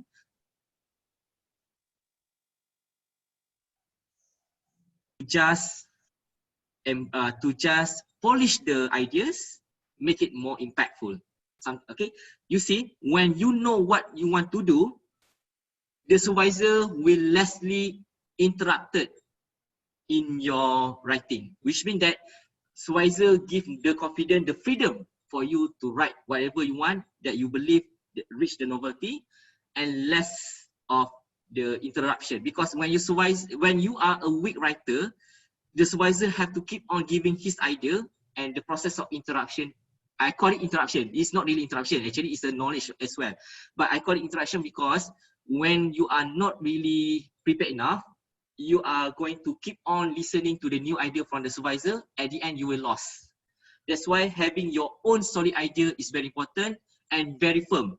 And when the supervisors found that you are very firm with your idea, they will give you more freedom. Okay, now you're right. We just going to polish. No, supervisor already believe in your capability. All right. Okay, this is to specifically address how to choose the most appropriate supervisor. I will go through this very fast. Okay, you must have the same interest with you and able to assign you. So which means that when you meet the supervisor, when you talk about the interest, your topic of interest, you can feel the assignment of sharing your thoughts. Like, oh, I'm doing this research, sustainable development and so on, and then suddenly you feel very interested. You are feeling good. You are feeling, wow, very nice to talk with this person, and then the chemistry is there.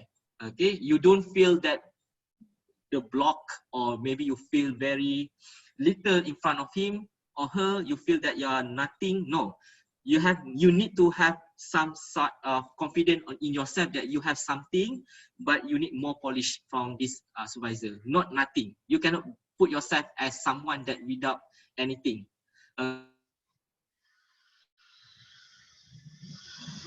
My student, they have no nothing. No, the student have something, but it is our duty to polish it. Okay, the roles of supervisor should be more than what you expect. They will become your mentor, they will become your friend, they will become your advisor, and so many things, other things to do. Okay, and it's so crucial to have someone who can challenge you when you become cocky. Okay, now I think that is one point lah. If your supervisor is really close to you, so of course, I want you all to remain humble in front of your supervisor. Maybe some supervisor, if they have very close relationship with the student, maybe they can act something like this, cookie and so on. But I don't prefer that. Okay, for me, being humble is very important. Okay, some supervisor want to challenge the student to make something better. As I said, know your limits. Okay, background supervisor, most eminent senior academic with considerable experience to the junior academics, or even supervisor close to retirement. So for information, my supervisor, main supervisor is to retirement. I'm the last PhD student that he supervised before he retired. Okay, remember, an absence or distant PhD supervisor can be a recipe for the months of delaying. So if your supervisor very busy with his own task, you yourself does not want to update, you keep quiet, you don't want to have the communication supervisor, then it will be a very long process, long journey for you. Okay, personal chemistry is important. Once you find a supervisor you would like to work with, go and meet them. The main issue here is to see whether there's a chemistry between you. Okay, rasa selesa bersama, okay, bercakap bersama. Think about whether your prospective supervisor seems like the sort of person who will be there when you need them. Sometimes you dapat supervisor tapi yang pegang jawatan yang sangat besar. I mean, like maybe your supervisor is pengarah rektor, like rektor campus, high position. They tend to be very busy, which at the end the student find difficulty to meet them. Okay, so you need to know which supervisor that you want to choose. There's a good and bad effects from your own decision. Be unique. It's vital that you don't compare yourself with other PhD students, because everyone having a different challenges, different difficulty, different journey. Okay, you have different background, family surroundings, so on. But what the things that you can do is to get some ideas from all these people, the student PhD from other campus, from other faculty, from the lecturers, from the senior. So then you can reflect yourself, self-reflect. Okay, give as much as you take. The later stage of your PhD are when the student contribute the most to their field of research, but you should try to make yourself necessary as possibly as you could. You will acquire specific skill very quickly. This can prove useful if you find yourself able to help out when your supervisor is unavailable. Doing my PhD, I never ever rejecting any request of help from other PhD students who want to learn analysis from me. So that's why during my PhD journey, there are quite few numbers of PhD students from other university, like from UNIZA, University Sultan Zainal Abidin from Terengganu, from UNIMAP, from private university, from UNITEN. They know that they know that I quite good in analysis of ARDN and so on. So they come from 300 kilometers from their home just to meet me so that I can teach them. So yes, I'm that type of person. I always put myself in their shoes when we need help, what we want to do. Okay, what are the things that we expect? So that's why I believe that, and I even didn't charge any single cent. I spent my whole day at Starbucks, just go for prayer and then go to Starbucks at shopping mall, staying at that place. I helped him with not helping to regress his analysis, one by one, step by step. until they manage to complete it. So basically, that is what I'm doing, because despite I'm also a PhD student, but I believe that I have some extra knowledge that Allah give to me. I need to help other PhD students, and because of that, Allah actually make my PhD journey more simple, more easy. There always a person want to help me during my difficulty. So Allah will always return back your kindness in many other forms. If you didn't get the money or extra money because you didn't charge for the student, no problems, because you want to share based from your heart, right? But believe me, Allah will give you many other forms of balasan that will make your PhD journey more smooth. Okay, so that's why don't be some people say sombong lah, macam you tak nak tolong orang lain, you nak fokus diri you saja. No, kalau you ada something that you want to share, you can help other people, other students, go ahead, share. It's a love-hate thing. Normal, it is also happening to me. I'm quite, me myself, saya ni seorang pelajar yang hati keras. Sometimes bila saya dah kemukakan saya punya cadangan, saya agak sukar untuk mengubah cadangan tersebut. Jadi my supervisor know my attitude yang tidak berapa baik ni. So there's some points, there's sometimes that she have to raise her voice, and when she raise the voice, I have to suddenly very quiet, keep myself quiet and listen to her advice. So which means that sometimes I'm too overwhelmed, want to do this here and here, and then the supervisor have something to share and the key to help, and we are keep on something like that. So of course there's some kinds of emotion driven happen lah between you and supervisors. It's like not up to the head things lah. I think some have some develop fear to the supervisor.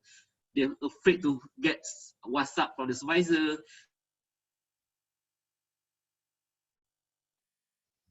They are not telling about their progress in the WhatsApp. They are keep quiet.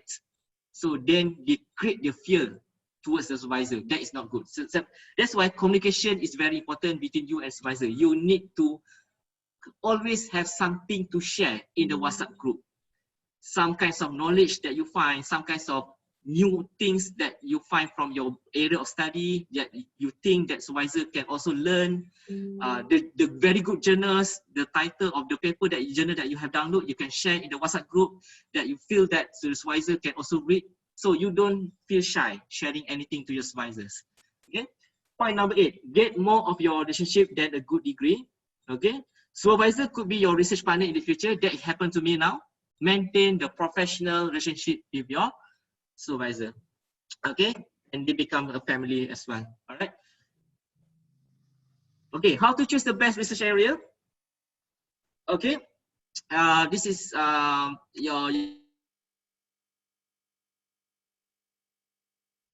your ability to develop a good research topics. Okay, the supervisor may assign you a specific topic, but most often instructor require you to select your own topics of interest. So some kinds of PhD student, when they embark the PhD journey, they expect the student, the supervisor, that the one that give the topics. So that is really, as I said, your preparation is not that high, which make the supervisor need to prepare the topic for you. So that point, it means that you will open for the door of a lots of interruption, okay, intervention from your supervisor, because supervisor have to keep on giving him giving his opinion directly to you, and you have to write it down. So you are becoming more reliant on your supervisor opinion. So that's what I'm saying. If you have your own idea and you are very firm with your idea, you know that it has the levels of novelty, you can make your supervisor confident with your topics, then there will be less interruption or less intervention. Okay, so brainstorming the ideas.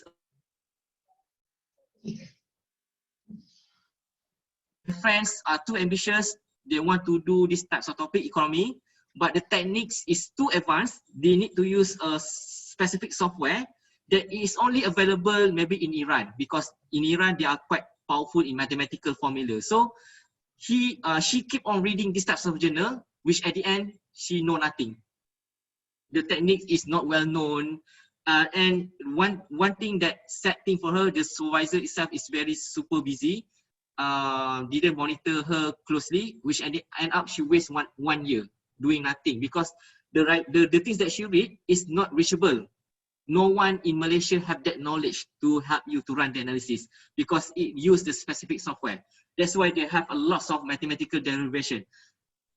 You have begin with the wrong step because you are too ambitious. You don't know your limits. That happened to my friends. Okay.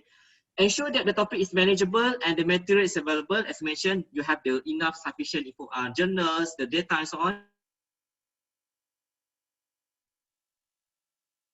Is foreign direct investment, trade liberalization, and sustainable development goals. So I always play around with these three variables.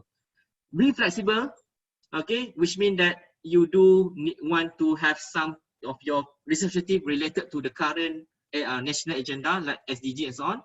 Define your topic as focused research question. Okay, your topic must be reflecting somehow. You must be well address the very specific research that have very depth knowledge that you want to make it as a PhD level of thesis writing. Okay, and then research and read more about your topics. Of course, you have to read more and formulate a thesis statement. Okay, this one like macam summary of your thesis lah, macam what is the expectation of your thesis writing. This is depend. Okay, be aware that selecting a good topic may not be easy. It must be narrow and focused enough to be interesting, yet broad enough to find adequate info.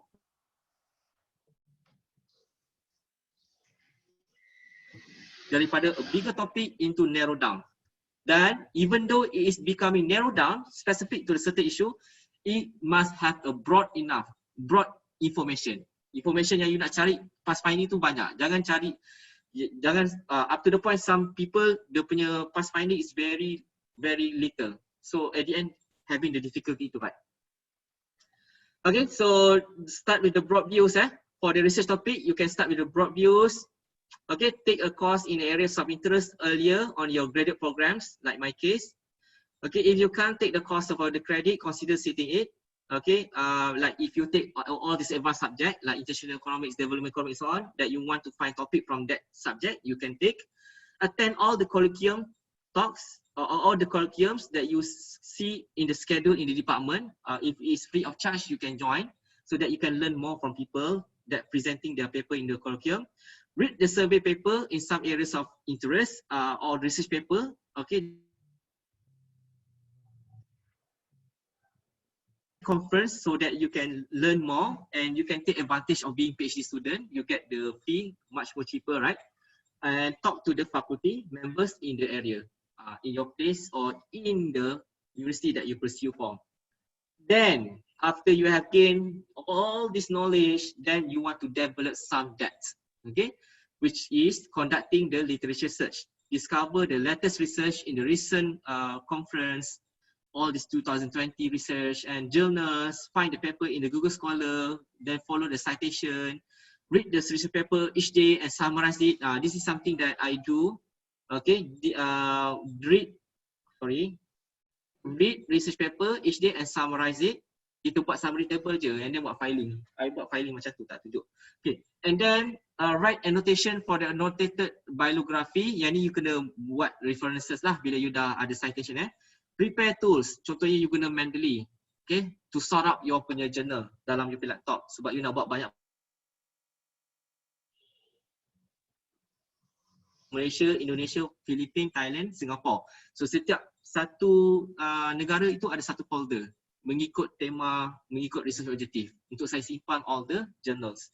Kena systematic. And then when you answer the following question, you are ready to conduct a research that lead to the paper. So this is some kinds of question that you can ask yourself. You can self-evaluate yourself. Are you ready being a PhD student? Antaranya, what problem that you want to solve? You can explain it. Who cares about this problem and why? Okay. What have others done to solve this problem and why is that is inadequate? Okay. This is another third problem. What is your proposed solution to this problem? What is new about your approach? Who will care if you succeed? How long it will take? And how can you demonstrate that this is a good solution? So If, for example, you have completed your proposal, you want to test yourself, you can give answer for all these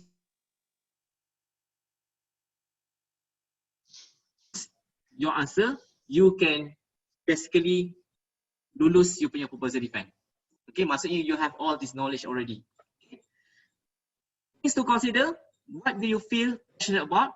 You're passionate because when we want to do a research or your PhD, the topic must be something that you really have the passionate. Okay, my close friends of mine, he failed his PhD after second time of Viva, failed, which means that he has to repeat a new journey after 5 years of PhD journey. Okay, why? Because he used he used topic based on his field of study, which is environmental economics, but he used mathematical techniques, which is fuzzy model, to run the analysis. For economics, we are not basically aware with fuzzy model. Fuzzy model is for mathematician, and because of that technique, he suffered a lot. He had to prove the mathematical equation. He get professor mathematics to evaluate his thesis writing, which is supposed not to be like that. Suppose the mathematics, and this professor mathematics judge his model, the equation is not right, and so on and so forth. And after 2 times of Viva, he failed his PhD. He repeat back after 1 year doing PhD at other university, but this time he pursue his PhD based on his topic of interest, based on his passion, which is marketing economics. Because my friend here, he like to style himself. He like luxury product, LV, Coach, and all this stuff. So he also do buy these types of luxury stuff. So he want to make do a research of the marketing brand based on economic perspective. So he compare between Paris and Malaysia. He go to Paris data collection, and now I can see he really enjoy his PhD journey. He don't want to repeat the same mistake doing something that he really suffer throughout the 5 years because of the formulation and so on. So but I really adore his spirit because he really wake up early.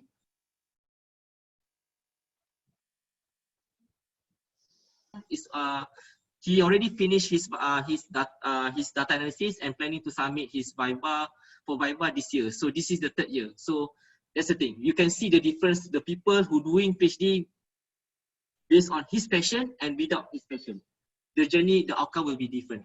Okay. And collaboration, okay, what are the strengths of yours, the collaboration that you want to make with other researcher or other lecturers when you do the research, when you do the thesis writing. Okay, me, myself, I do a lot of research collaboration with my research partner across the Malaysia, beside my own supervisor. And then join a productive group where more senior student, mentor new student. Okay, this is depend, like maybe master student, they have all these types of mentorship. Selecting your own problem, having the problem handed to you. Okay. Selecting your own problem, which means that you know the problems of the research. You are the one that choose the problems, not people's other suggestions. So that's why you are aware about what you are writing about.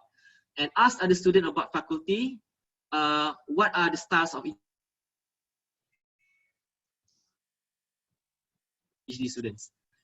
Okay, how to plan your PhD? We are close actually to our session. Drawing out your PhD schedule. Okay, so this is my PhD schedule for 3 years that I done. Okay, because we are only given 3 years, so we have 6 semesters. This is my planning. Like I start my PhD journey 1 November 2014. Okay, so write down the first year with the 2 semester, what the things that you want to expect. Locality is the place that you want to focus on your thesis. Like my case, there are few university because this one is close to my house. This one at my this is very far at my house. Okay, it's 300 kilometer from my house. So of course, every month I will meet my supervisor at least 1 or twice. Okay, I will go by bus. Okay, from Malacca to Penang. Okay, USM. So MMU is another private university which is close to my house. Sometimes I go to this place to focus on my. It's not usually what will happen, but at least we plan it well from one semester to another semester. Okay, of course, my real plan is not like this. It happened the other way around because my proposal defense is only is only take place before entering the 5th semester. Okay, once I finish my proposal defense, I focus another 2 months to complete my thesis writing, and then I send to my supervisor to check and send for proofreading and then send for viva. Okay, and I wait for another one month and a half for my viva. So that thing happened another 1 semester. So that's why I finished my PhD within the 3 years time together with the convocation. That is something really unique about my PhD journey, which is rarely happen to any other PhD student, because I really completing everything within 3 years. Okay, together with the convocation.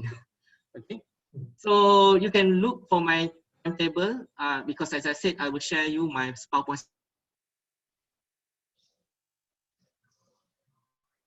Google Drive link. Okay, for the slide. Okay, day-to-day planning with as with many major projects, keeping your work ticking over and avoiding procrastination, delaying is really the only way to ensure that your long-term goals are achieved. Try and keep a set of numbers of hours devoted to your study. Like my case, 5 hours to 4 hours a day devoted. No distraction, no handphone, no Facebook at that time in the morning. Okay, I really focus, and then after that I can go for my Facebook without any guilty, because I know I have achieved my targets of minimum 4 hours to 5 hours a day. Okay, to focus on my writing and reading. Okay, stay flexible.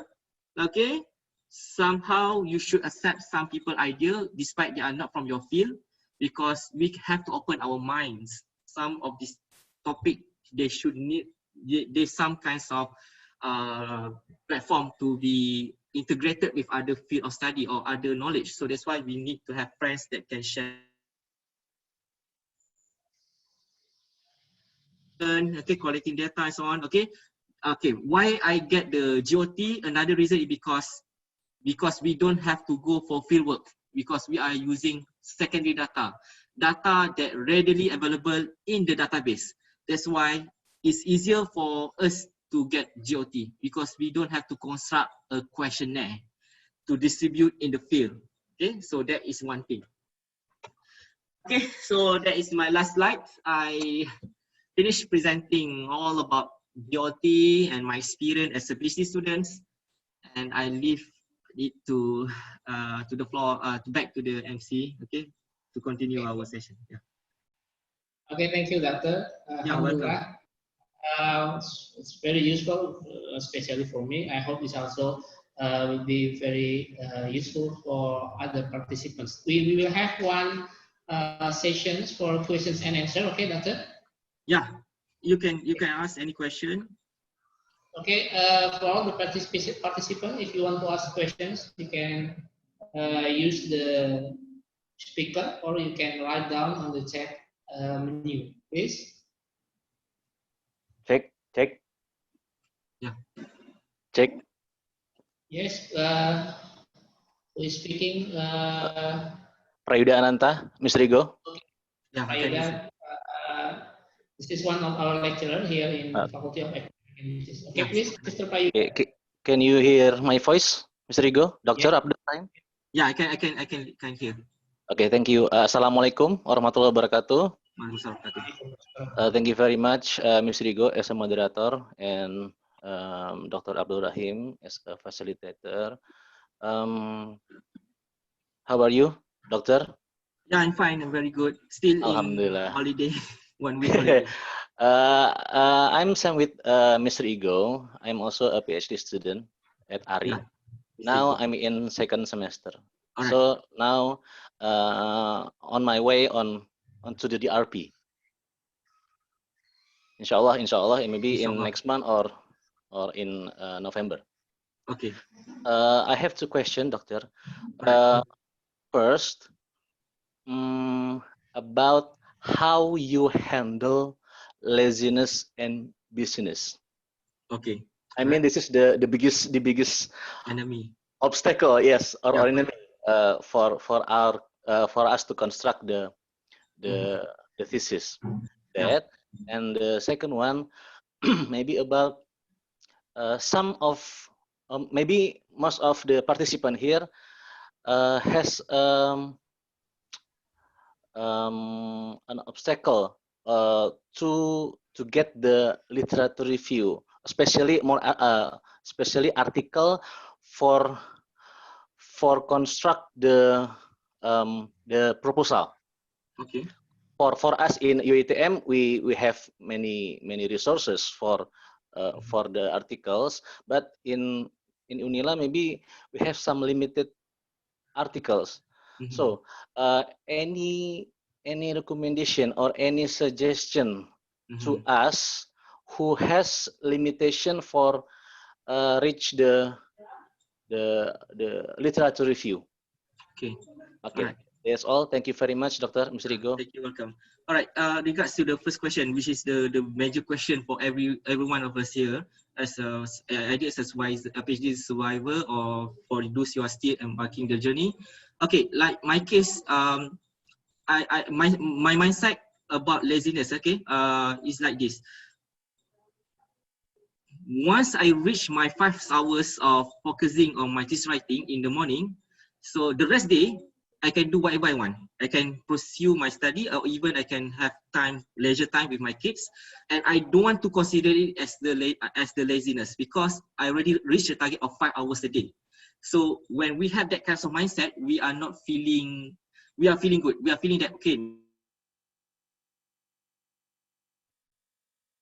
day you want to open Facebook, you want to go for any leisure activity, you can do it without guilty, because we have to tell ourselves that, because sometimes when we burden ourselves with too negative emotion, so it will make us like we are not performing and so on. But actually we are doing based on our own capability. We already done our best.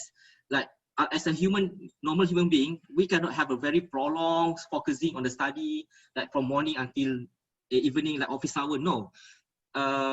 There's a time for us to rest, to do something else, and so on. So that's why I tell myself, but if I didn't do the 5 hours a day of focusing, and then I start do something else, that I will feel guilty. Installing guilty to myself, that actually overcome my laziness. So when I feel guilty, I know there's a responsibility. I know I got scholarship from the government, from my university. I know the consequences of not finishing my study. All these things will put in my head, and it will also in my dreams. For me, once you achieve your target's goal of how many hours of study every day, you can do the rest activity with peace and without judging you as being lazy and so on. I think that's one thing lah. How the mental power, how we work. Okay. And as for the second question, yes, this is another difficulty of all of us. Regards to finding a paper. Some university, they don't have the subscription of these well-known publisher journals or Elsevier, Science Direct, and so on. To be honest to you, I rely also Science Hub. All right. So Science Hub is actually one of my greatest helper when it comes to finding all these obsolete types of paper that have very important things that I search for, like the notes and so on. So some university like Sage, they don't subscribe, and I found that there are some Science Hub. And Science Hub is still being used until now. You know Science Hub, right? So you just put the DOI, you can directly download the paper that you want. It become the helper of all the world's PhD master students, okay? Because not everyone have the money to buy, not usually have the capability to provide the paper or to subscribe and so on. So that's why I know this is like sama lah, using the software, piracy software. I'm using piracy software for my for my EVU stand, okay, for EVU 9. So, but I'm using it for my personal purpose. I'm not selling it to other person. So that is dishonest. But using for our own purpose to do research for our study, I don't think that is like really bad things lah. Okay, sebab kita tak cari makan dengan gunakan software yang orang lain buat, but for our own purpose. So I mean here is that, yeah, back to, I think majority the papers that they want, if they didn't get it from other university or their own university, from the subscription. So that's my answer for the second question. Thank you, Doctor. All right, welcome. Okay, thank you, Mr. Prayuda. Is there any other question from master students or from international class, please? Bachelor degree.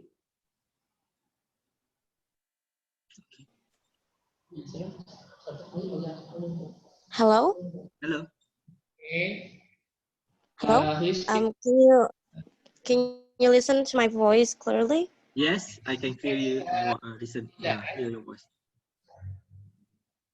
Is Olinda Kalista is in bachelor degree for international class program. Okay, you can ask the questions. All right. Okay. First of all, I would like to apologize because I can't go on. Okay, so first of all, I will say today I felt very glad that I could come and join this amazing session. So as it has been mentioned before, I'm actually a student who is pursuing for a bachelor degree or an undergraduate student, and I'm currently working on my undergraduate thesis. So my question is actually regarding the writing process itself. As I'm currently writing my own thesis, there were times that I felt really stressed during the process because this is my first time ever writing for this type of research. Yeah. And then I actually is someone who is not really enjoying the process of writing or doing the research itself. Yeah. I actually have the spirit, or like I want to finish my study on time and things like that, but I just basically I don't enjoy the process of writing. I don't find the joy or the enjoyment in doing that. So as someone who is already writing so for so many times before, do you have any tips for me to overcome this type of problem? Because I myself want to continue for a master degree, but I don't enjoy the process of writing at all. So if you could give me the tips, I will be really thankful, and thank you very much, sir. Okay, welcome. So, when we talk about writing a paper, actually this is not something that even the undergraduate student face in terms of the easiness, the feel of the passion of writing it.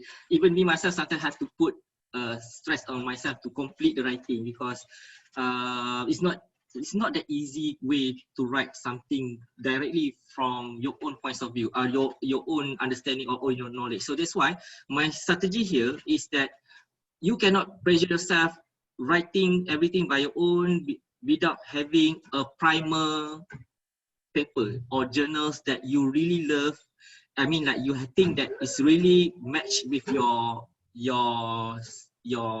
expectation in terms of the way of their writing, the scope of the writing, the topic, so that you can follow the style. You can make it as the guidance. You can make it as the somehow the points that they have written in that paper.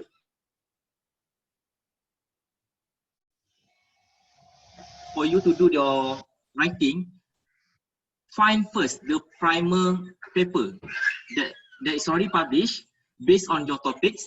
Then make it as the guidance. Make it as your primer guidance. So then you read it the paper many times, understand it very careful, very truly, and then after that you can start writing up, mix up together with your own understanding plus with other references. So it means that we need to rely on other people's writing that already been published. And for information, up until now, I'm still using the same strategy. Whenever I want to produce a paper, writing paper, it's not like I directly like type everything here. No, I have one or two very good paper that I download it at a very reputable journal. I really love the way how he explained the writing, how he explained the issue. And of course, despite maybe the paper, the country is not based on,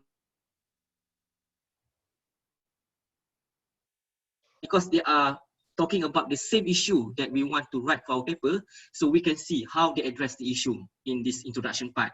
And then we relate with our own condition in our region. What are our issue in our country, in Malaysia? So that's why by looking other people's paper and then reflect our writing, then you will have better writing process. So it is not that you become lost, but you get a certain guidance from other people writing. So then after that, you will shape it many times, you will change it here and there, you will top up it with other references, and you will check for the similarity index, and then it will become your own idea. So using the different grammatical words and so on, yeah, that is one of the strategy to able to drive up your motivation to keep on writing your paper. Another one thing, in my case, or when I'm talking about writing a research paper, for economic student like me, for economic scholar like me, I always start with data analysis, because once I finish my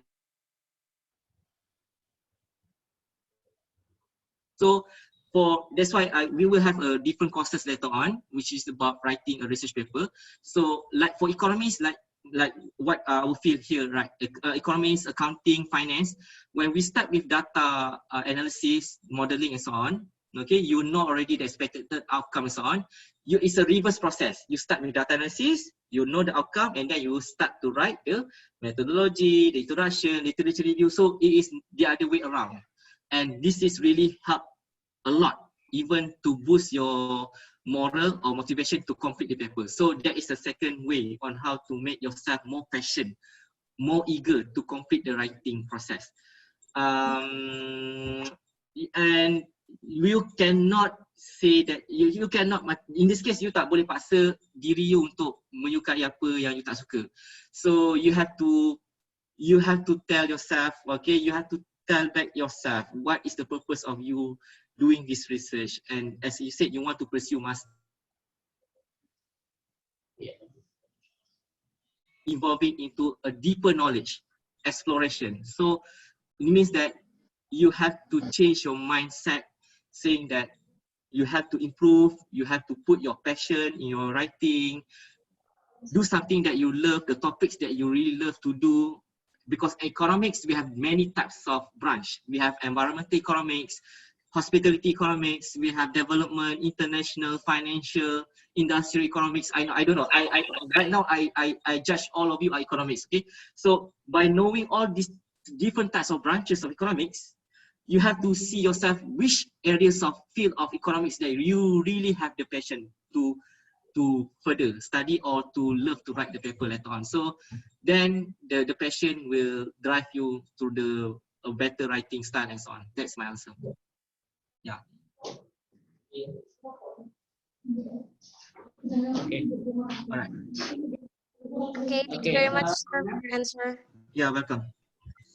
Okay, thank you. Okay, the last question is in the chat menu, Doctor. So there's a question from Dimas Putra.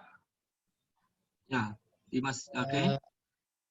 Was asking about that he's currently he's an undergraduate student and he wants to continue his study for the higher degree. So the question is. All right. Okay. Can you or not? Okay. For information, I myself straight away pursue my master degree after I finish my degree. Okay, so at the end of my last semester, at that time, because my degree is in international economics, I always wonder what are the fields of works that I can work with this degree. I feel insufficient in terms of knowledge that I've gained so far in my degree program. So that's why I meet with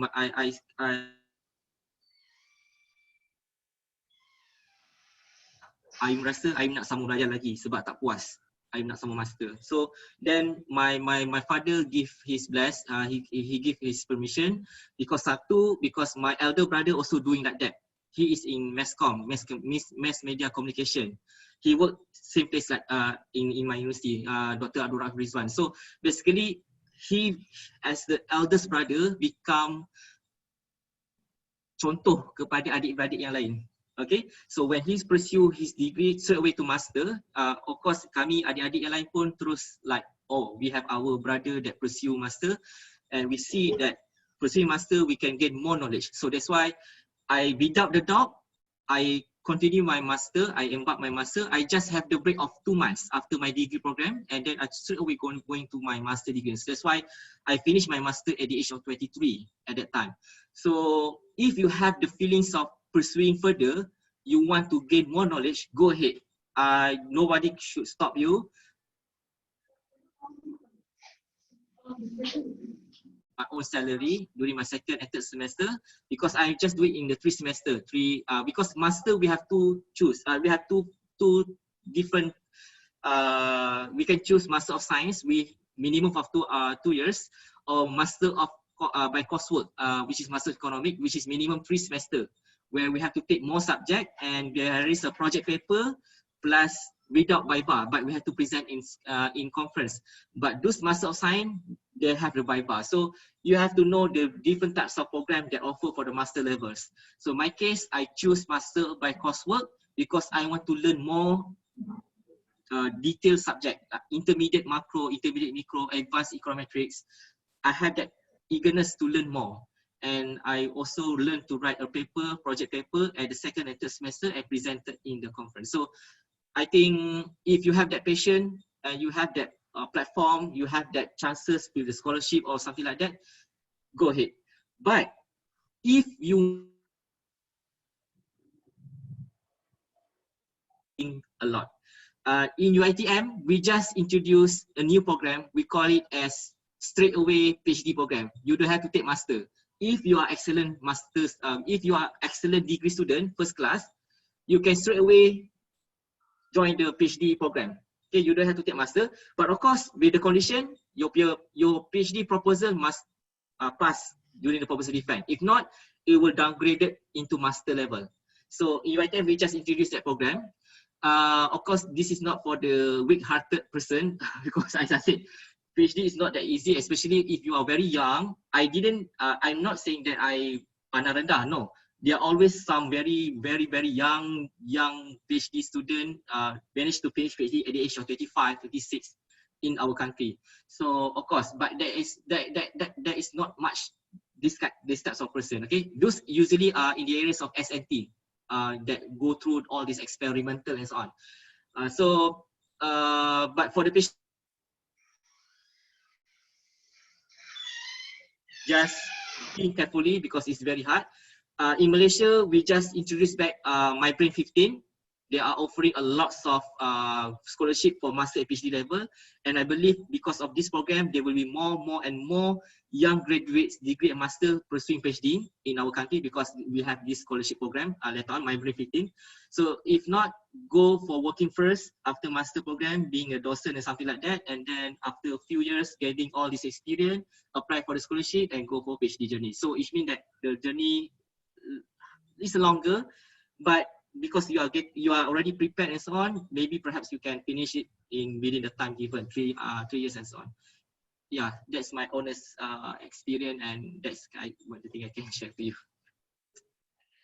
Okay, thank you, Doctor. Yeah. I think because the time is up, I think that's enough for today. And we want to thank you very much for Dr. Abdul Rahim. And don't forget to all the participants, next week, same day, same hour, we will have the second sessions.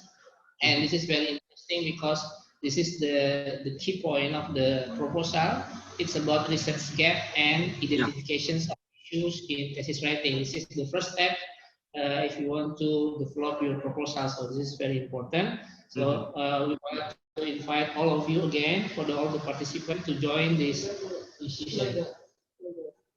And for the participant, don't forget to fill the feedback form. We already passed you the link, so you fill the feedback form, and then after that you can have your e-certificate for decisions. For next week, we will have another form and another link.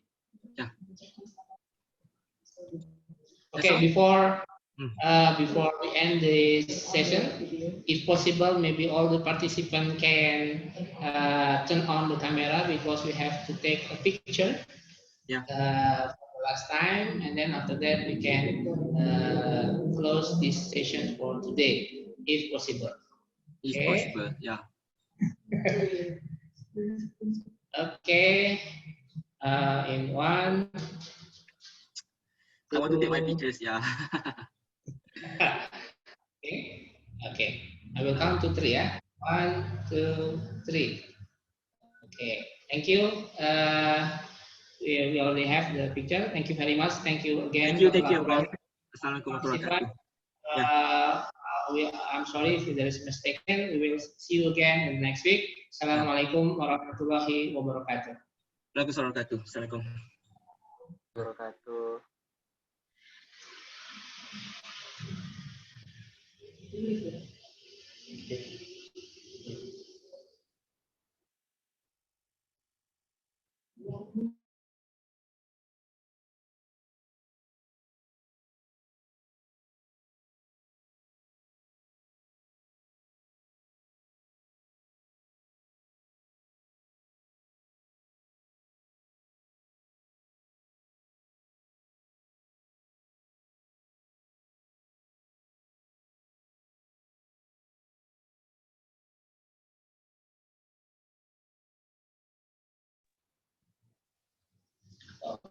Hidup nggak? Udah hidup.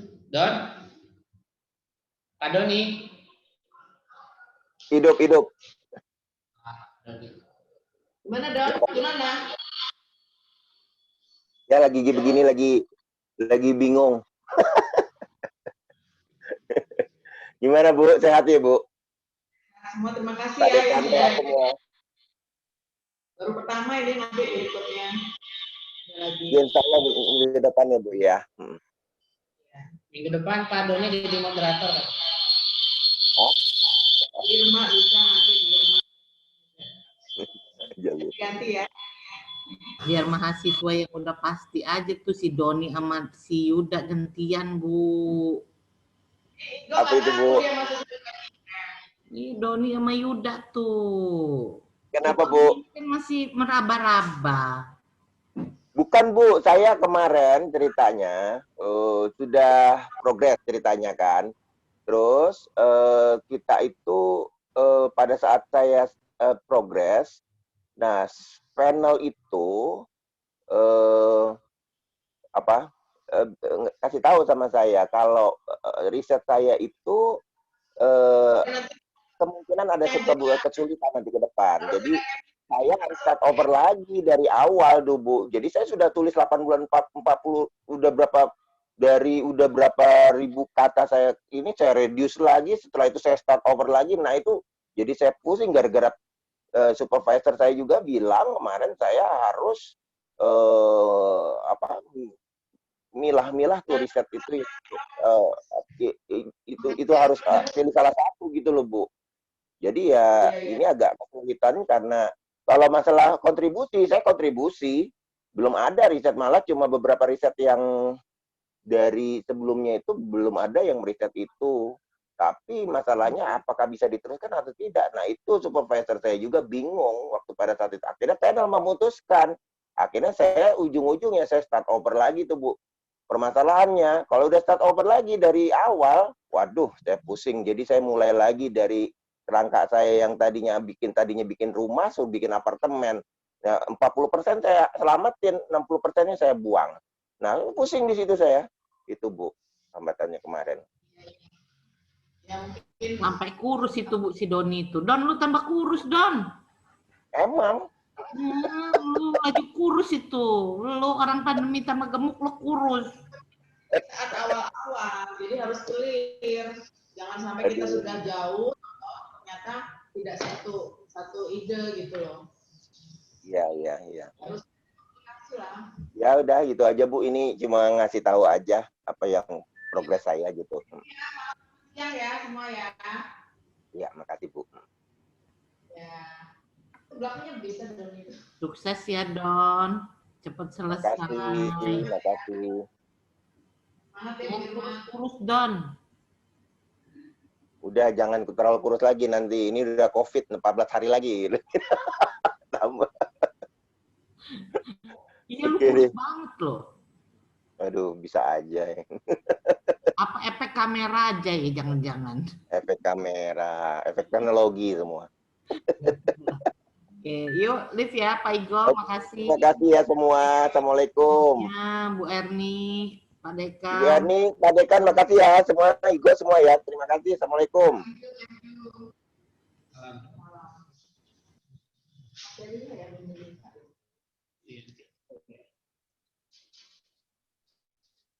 Udah, kalau pas perkenalan, aku bilang.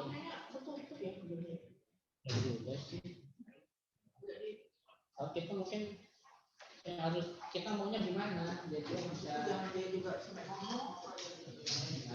Aku sih kemarin karena kita nggak, kalau nggak ada, takutnya dia bosan masih jadi